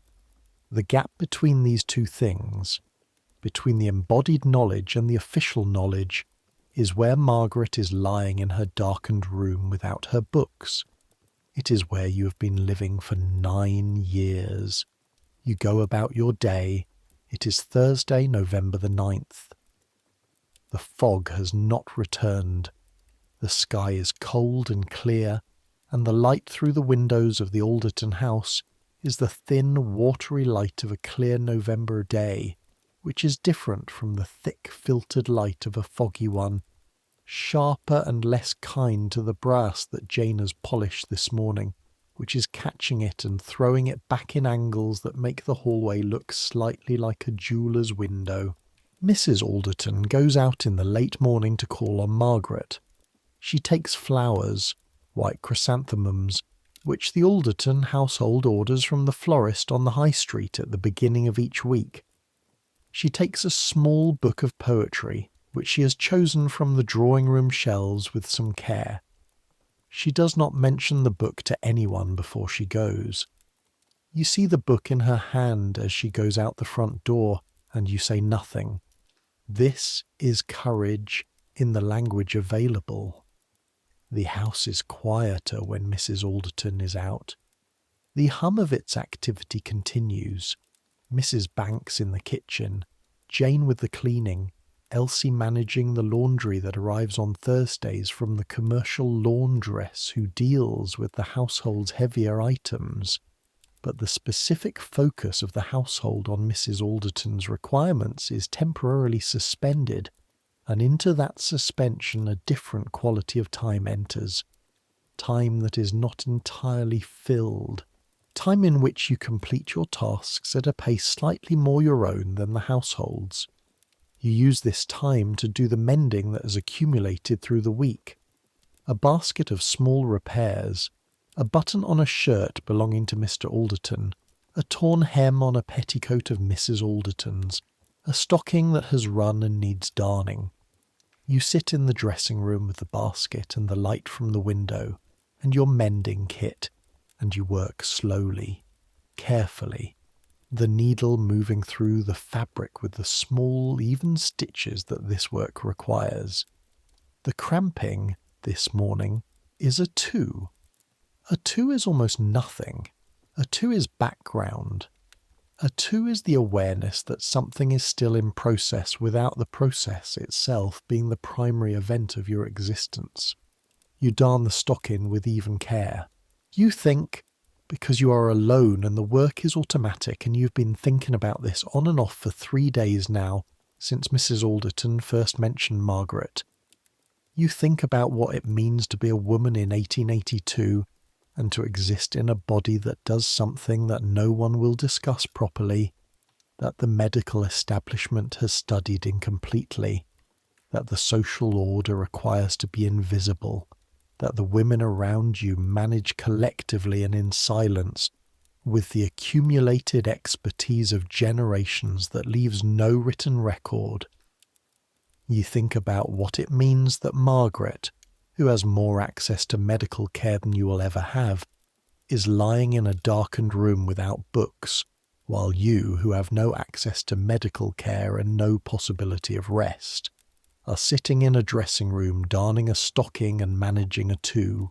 You think about what it means that the management strategies that actually help, the warmth, the ginger, the chamomile, the knowledge of the pattern, are not the ones that the medical establishment recommends. They are the ones that the women figured out themselves in kitchens and attic rooms through the oldest experimental process available, trying things, observing the results, passing on what works. You think about your mother's hands, you finish the stocking, you pick up the petticoat. The torn hem is a simple repair, a few inches of loose stitching that need to be reset. Your needle moves. There is something you have known for a long time that you do not have words for, and that the absence of words makes difficult to hold in the mind as a complete thought. You know it in the way you know things that exist in the body rather than in language. In the same way you know the temperature of bath water from the feel of it on your wrist. In the same way you know when Mrs. Alderton's mood is about to shift from the quality of her voice before she speaks. The thing you know is this: the management of your body is itself a form of expertise. It is expertise that no one teaches formally, that no school or book or medical institution recognizes, that has no professional designation and no salary attached to it and no career path that follows from it. It is expertise that exists only in the bodies of the people who have developed it, and it disappears when they do, and it is rebuilt in every generation by every woman who goes through the same process of trial and error and observation and adjustment. This is its own kind of labour. It takes its own kind of intelligence. It requires its own kind of sustained attention over years and years. It is not seen. It is not valued. It does not exist in the official record at all. You set the petticoat down. Pick up Mr. Alderton's shirt. The button needs setting at a specific tension. Not too loose, not too tight. The kind of tension that will hold the button through the normal use of a man who does not think about buttons because his lady's maid thinks about buttons for him. Your needle moves. By noon, Mrs. Alderton has returned from her visit to Margaret. She comes into the dressing room with the slight heightened colour of someone who has been outside in the cold, and the slight heightened animation of someone who has done something that was, in a small way, transgressive. Margaret is better, she says, better than she was at least. A pause. She was very glad of the poetry. I'm sure she was, ma'am. Another pause. You are adjusting the arrangement of the dressing table. Small movements. She said, Mrs. Alderton begins, stops, begins again. She said that Dr. Travers has suggested that the severity of her condition is connected to having read too extensively in the years before her marriage, that the strain on the nervous system from her education has weakened the constitution. You keep your face arranged. You keep your hands moving. She was educated at a very good school, you say, carefully neutral. She was one of the best in the country. Mrs. Alderton sits down on the small chair in the corner of the dressing room, something she does not usually do. She read Greek, Latin, mathematics. "I see, ma'am." Dr. Travers says, and here Mrs. Alderton's voice takes on a quality that you have not heard before, a careful, controlled quality, the voice of someone who is being very precise about not saying the wrong thing while saying something. Dr. Travers says that the female brain and the female reproductive system are in direct competition for nervous energy, that a woman who exercises the brain too strenuously in youth will have less constitutional reserve for the proper management of the reproductive functions later. Silence. The kind of silence that has specific content. "Yes, ma'am," you say, neutral, careful, present. "I read extensively in my youth," Mrs. Alderton says. She says this to the middle distance, to the wall above the dressing table. "I read everything I could find. Novels, history, natural science. My mother thought it was excessive. My father encouraged it. You say nothing." "I have never had any particular difficulty," she says, with any of the functions that Dr. Travers is attributing to insufficient constitutional reserve." A very long pause. "I found his theory somewhat unconvincing." You put down the small item you are adjusting and look at her directly, briefly. "Yes, ma'am," you say. Something passes between you in that look, something that acknowledges, without naming, without expanding, without recording, what both of you know to be true. She knows it from one kind of experience. You know it from another. The knowledge is different in its particulars and identical in its conclusion. Dr. Travers is wrong. She looks away first, stands up. "I'll have luncheon in the dining room today. Tell Mrs. Banks at your convenience." "Yes, ma'am." She goes. You stand in the dressing room for a moment, alone. The room is very quiet. The mending basket sits on the table with Mr. Alderton's shirt on top of it, the button set, the thread knotted off. You think, she knows. In the specific, limited, unspoken way available to her, within the constraints of her position and her time and her relationship with the official knowledge system, she knows. She cannot say it to Dr. Travers. She will not write it down. She will not tell her husband or join a lecture series or write the British Medical Journal, but she knows. There are women in England in 1882 who are saying it, who are writing it. The women's movement is not a later invention, not something that arrives fully formed in the next century.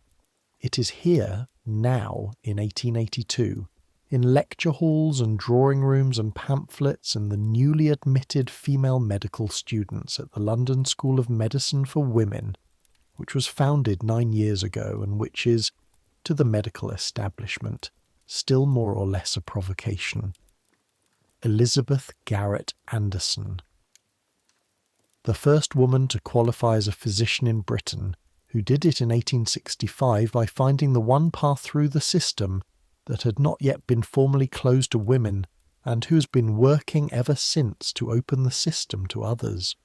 Sophie Jex Blake, who founded the Edinburgh Sevens campaign to be admitted to the University of Edinburgh Medical School, and who was refused, and who fought the refusal, and who kept fighting.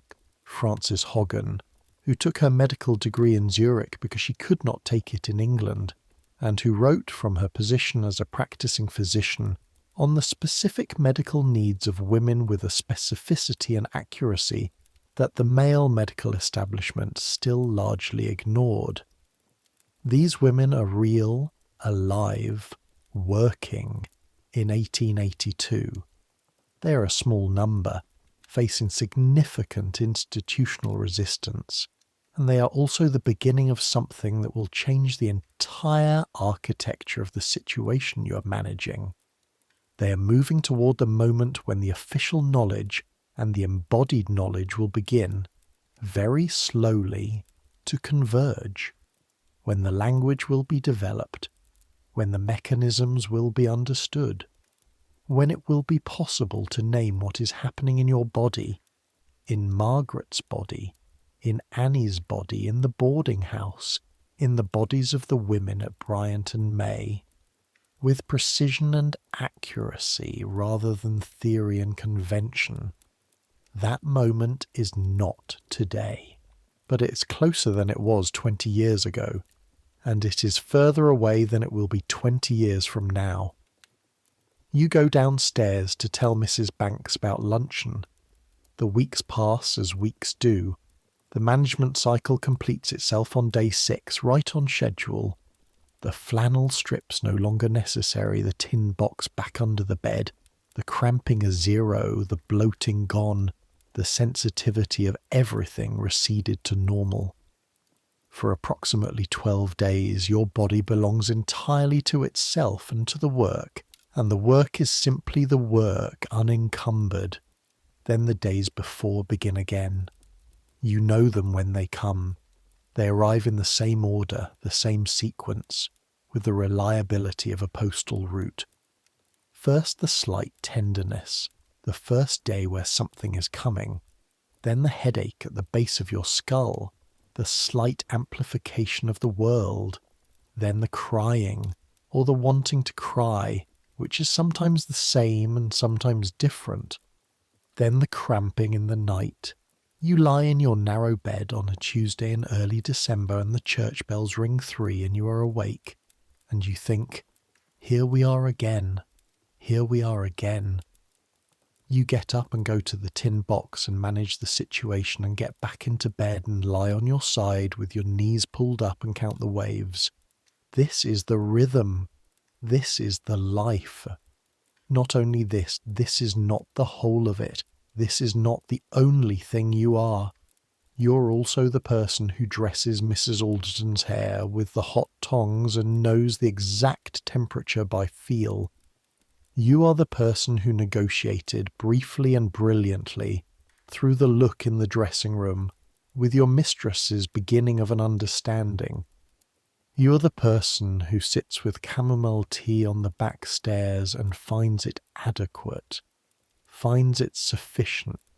You are the person who has shown the tin box by her mother's hands and who will not show it to anyone, probably, because the opportunity to show it is not likely to arise, which is its own small kind of loss. You are all of these things. On the days when the cramping is a 7, and you are kneeling beside a dining room chair with a needle and thread, and your face is composed, and your stitches are even, you are all of these things simultaneously. On the days when the cramping is a 2 and you are darning stockings in the dressing room with the clear November light coming through the window, you are all of these things simultaneously. This is the whole of it. The body and the work and the management and the small, ongoing knowledge of yourself, your own rhythms, your own capacity, your own limits, and how far past them you can go and what it costs when you do. In December, the household prepares for Christmas. Mrs. Alderton becomes more active, more socially engaged. There are dinners and calls and the specific preparations of a prosperous Victorian household for the holiday. You are busier. The work expands to fill the additional requirements. Your days are longer and your evenings are later, and the attic room, when you reach it, is welcomed with the simple animal gratitude of a body that has done enough and knows it has done enough. The cold deepens. The window frosts on the inside in the corners where the glass meets the frame, delicate crystal structures that you observe in the morning light before you get up, and that will be gone by the afternoon. You breathe on the glass sometimes and watch the condensation spread, and it seems to you that this is a kind of mark, a kind of record, your breath on the glass of a cold December morning, brief and wordless and gone. Nothing stays, everything passes. The daily management passes into the nightly rest, passes into the morning routine, passes into the day. The weeks become months. The management cycles complete themselves in their reliable sequence. One after another, 60 times a year, 10 times a year, 12. Your internal scale refines itself with practice. You can tell now, on a day one morning, whether it is going to be a 7 or a 5, whether the afternoon spike will be significant or manageable, whether day 3 will be genuinely easier or merely technically easier. You know your body the way you know the rooms of this house, by feel, in the dark, the knowledge so integrated that you no longer think of it as knowledge. This is expertise. Unrecognized, uncertified, unpaid, unrecorded expertise. The spring comes. The fog lifts and the air in the square smells briefly of something green and clean that comes from the trees in the garden rather than the coal smoke and the drains, and Mrs. Alderton has the windows open in the morning for the first time since October, and the light that comes in is different from winter light. Softer and more lateral, making the rooms look like themselves again after months of artificial light. You're 23 in April. The birthday passes without ceremony. It is not the habit of the household to celebrate the birthdays of the staff, and this is fine. It is simply how things are. You have not expected differently. Mrs. Banks puts a small piece of cake in front of you at supper and says nothing about it, and you eat it and say nothing about it, and that is the birthday. You write a letter to your mother. You write these every month, the same letter in its essential structure. I am well. The work is good. The household is well organised. London is London. You do not write about the tin box. You do not write about the cramping. You do not write about the look in the dressing room, that small, unrepeated moment of acknowledgement. These are the things that exist in their specific private register and do not travel in letters. You write, I have learned a great deal here. I believe I am becoming good at this, which is true in every sense you intend. The summer arrives with the specific quality of a London summer, which is not the countryside summer of your childhood, nothing as clear or as green as that, but its own urban version, thick and intermittently sweltering. The smell of the Thames when the wind comes from the east, the dust in the streets when it has not rained for several days, the particular torpor of a city in heat that cannot get away from itself. In summer, the days are long and the mornings begin early, and the evenings run late, and the management cycle continues in the heat, as it does in the cold, with only minor modifications. The flannel strips are less comfortable in warmth. The hot water bottle becomes impractical on the hottest nights. You adapt. You have always adapted. The frost fairs that you have heard about from the older women in the kitchen, the ones from decades past when the Thames froze solid and the city walked out onto the ice, those belong to a climate that has already shifted. The river does not freeze anymore. The winters are wetter and milder than they were in your grandparents' time, or so Mrs. Banks says, and Mrs. Banks has been in London for 30 years and has opinions about the weather that are probably reliable. The years do not blur exactly, but they compound. Each year adds to the previous years not in a way that replaces them, but in a way that builds on them, the knowledge deepening and the reflexes quickening, and the management becoming so integrated into the daily operations of your existence that it barely registers as separate. This is mastery of a kind. This is what it means to have done something enough times that it becomes part of you rather than a task you perform. The cramping is, on a particular Wednesday in October, a 6. 6 is significant but not exceptional. 6 requires attention.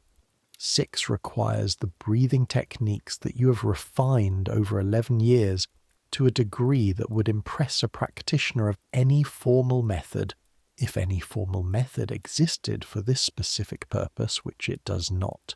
6 requires the careful deployment of the warmth strategy, the chamomile strategy, the standing versus sitting strategy, the particular arrangement of posture that distributes the pressure slightly differently than the default posture, and that helps by approximately 15%. You execute all of these strategies invisibly over the course of a Wednesday morning, while also pressing Mrs. Alderton's afternoon blouse and arranging her correspondence and taking an inventory of the dressing room supplies that need to be replenished. This is the work. You do it. The Wednesday passes, the years pass, and here is the thing that the years teach you, that the management cycle teaches you, that the specific and intimate expertise of your own body teaches you. You are not exceptional. You're not suffering more than most women suffer, or less. You are simply in the middle of the vast, largely unrecorded experience of half of humanity, doing what half of humanity has always done, which is manage. The management is not heroic. It is not martyr's work. It is not the romantic narrative of a woman battling against the odds, though it has elements of battle. It is closer to craft. The craft of knowing a material so well that you can work with it even on the days when it resists you, can predict its resistance and plan around it, can distinguish between the resistance that requires adjustment and the resistance that requires rest, and the resistance that requires simply being waited out. You have learned this craft. Your mother taught it to you. The women around you have refined it with you. The ginger and the chamomile and the heat and the cold and the breathing through the waves and the counting of the seconds and the knowledge of the pattern. This is the curriculum. This is the teaching that passed through your mother's hands and her mother's hands and her mother's hands, back through how many generations of women who managed in the dark, in the cold, in beds narrower than yours and rooms colder than yours and positions more demanding than yours, with fewer resources and less margin and the same tin box under the bed. You carry it forward. You don't know who comes after you. You don't know if there is a girl who will come into the position after you, who will sleep in the attic room and use the washstand with the cold water, and manage her own management in her own way. If she comes, she will find the chamomile on the second shelf in Mrs. Banks's kitchen, because Mrs. Banks will put it there. She will find in the informal network of the household the same small infrastructure of practical knowledge, not spoken of openly, but present, available, encoded in the behaviour of women who know what they know. This is how it is transmitted. This is how it survives. Not in the medical journals, not in the case books, not in the formal record, in kitchens, in small acts, in the strong tea that says what cannot be said, in the hot water bottle waiting on the range. November comes around again. The fog returns. The first frost makes the small window in the attic room a landscape of crystals in the early morning, and you breathe on it and watch your breath disappear, and then you get up and go to the tin box. Day 1. The cramping wakes you at 3-something and you are awake and you know what it is, and you manage it with the efficiency of long practice in the cold dark of the attic room, and then you lie back down and wait for whatever sleep will come. The city is out there beyond the window doing what cities do at night, never quite stopping, never quite starting. The horses and the carriages and the watchmen and the gin shops and the women in cold rooms, managing their own management in their own ways, all of them part of the same vast, unrecorded, ongoing human thing. You breathe through a wave, 14 seconds, 15. It crests and recedes. You are warm enough. You are managing. The day will come when the day comes, and you will dress and carry the tray upstairs and kneel by the tub and press the blouse and arrange the correspondence and stand in the hallway and wait. You will do all of it exactly as you always do it, correctly, invisibly, with composed hands. And then in the evening the hot water bottle will be waiting on the range, and Mrs. Banks will say nothing, and Elsie will say nothing, and this will be more than enough. This will be, in its own way, everything. Your eyes are closed. The waves have slowed to the rhythm of something that is almost sleep. The breathing in the room is yours alone, slow and steady. The breathing of someone who is practiced at the boundaries of wakefulness, who knows the territory at the edge of sleep the way she knows the rooms of this house. Beyond your window, the fog is moving in again. You can hear it in the quality of the night sounds, the muffling, the softening of distances. The fog that sits over London in November, that has always sat over London in November, that will be here tomorrow and the day after and for all the Novembers that come after you. The lamp in the street below is a small orange circle in the fog. The bells somewhere are ringing. You count them without intending to. 3, then silence. Then nothing but the fog and the lamp and the breathing and the warmth of the bed and the ongoing, quiet, manageable fact of your body, which has been doing this for 11 years and will do it for many years more, and which is, right now, in this November night, simply itself. Warm enough, here enough, resting. Centuries will pass, and the cold attic rooms will become warm apartments, and the tin box will become a brightly lit aisle in a chemist's shop full of options, and the flannel strips will become something else entirely, and the hot water bottle will still be the hot water bottle because some things last. The fog will lift eventually when the coal fires stop burning and the air can finally be clean. The medical journals will catch up slowly to what the women in the kitchens knew. We'll name the prostaglandins, we'll document the mechanisms, we'll finally concede that the pain was real, was always real, was never an excess of temperament, but people will still be awake at 3 a.m. counting waves, and somewhere, in whatever cold room the future has to offer, someone will be breathing through a wave and counting and waiting for it to pass, and the wave will pass, and she will breathe, and the night will continue. Some things don't change. The body doesn't change, not in the ways that matter.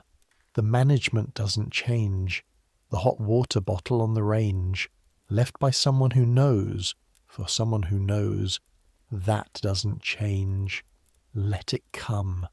Let the warmth come, and the sleep come, and the fog come in from the river, and the orange lamp burn in the November street.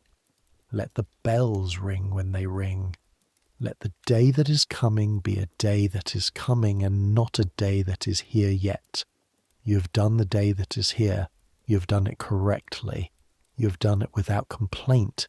You have done it with the flannel strips and the ginger tea and the hot tongs and the needle and the thread and the 45 seconds in the dining room that nobody saw, and you will do it again tomorrow and the day after and all the days that follow, because this is the work and the work is yours and you know how to do it. But not tonight. Tonight the work is done. Tonight the hot water bottle is warm and the blanket is pulled up and the fog is moving in over the rooftops and the orange lamp is burning and you are here in this room, in this body, in this November, warm enough, safe enough, done enough. Let sleep take you the way it always takes you eventually, completely, without asking, without requiring anything further from you. Let the waves slow to the rhythm of something that is not pain. Let the city carry on without you for a few hours. You have earned the rest. Take it. Good night.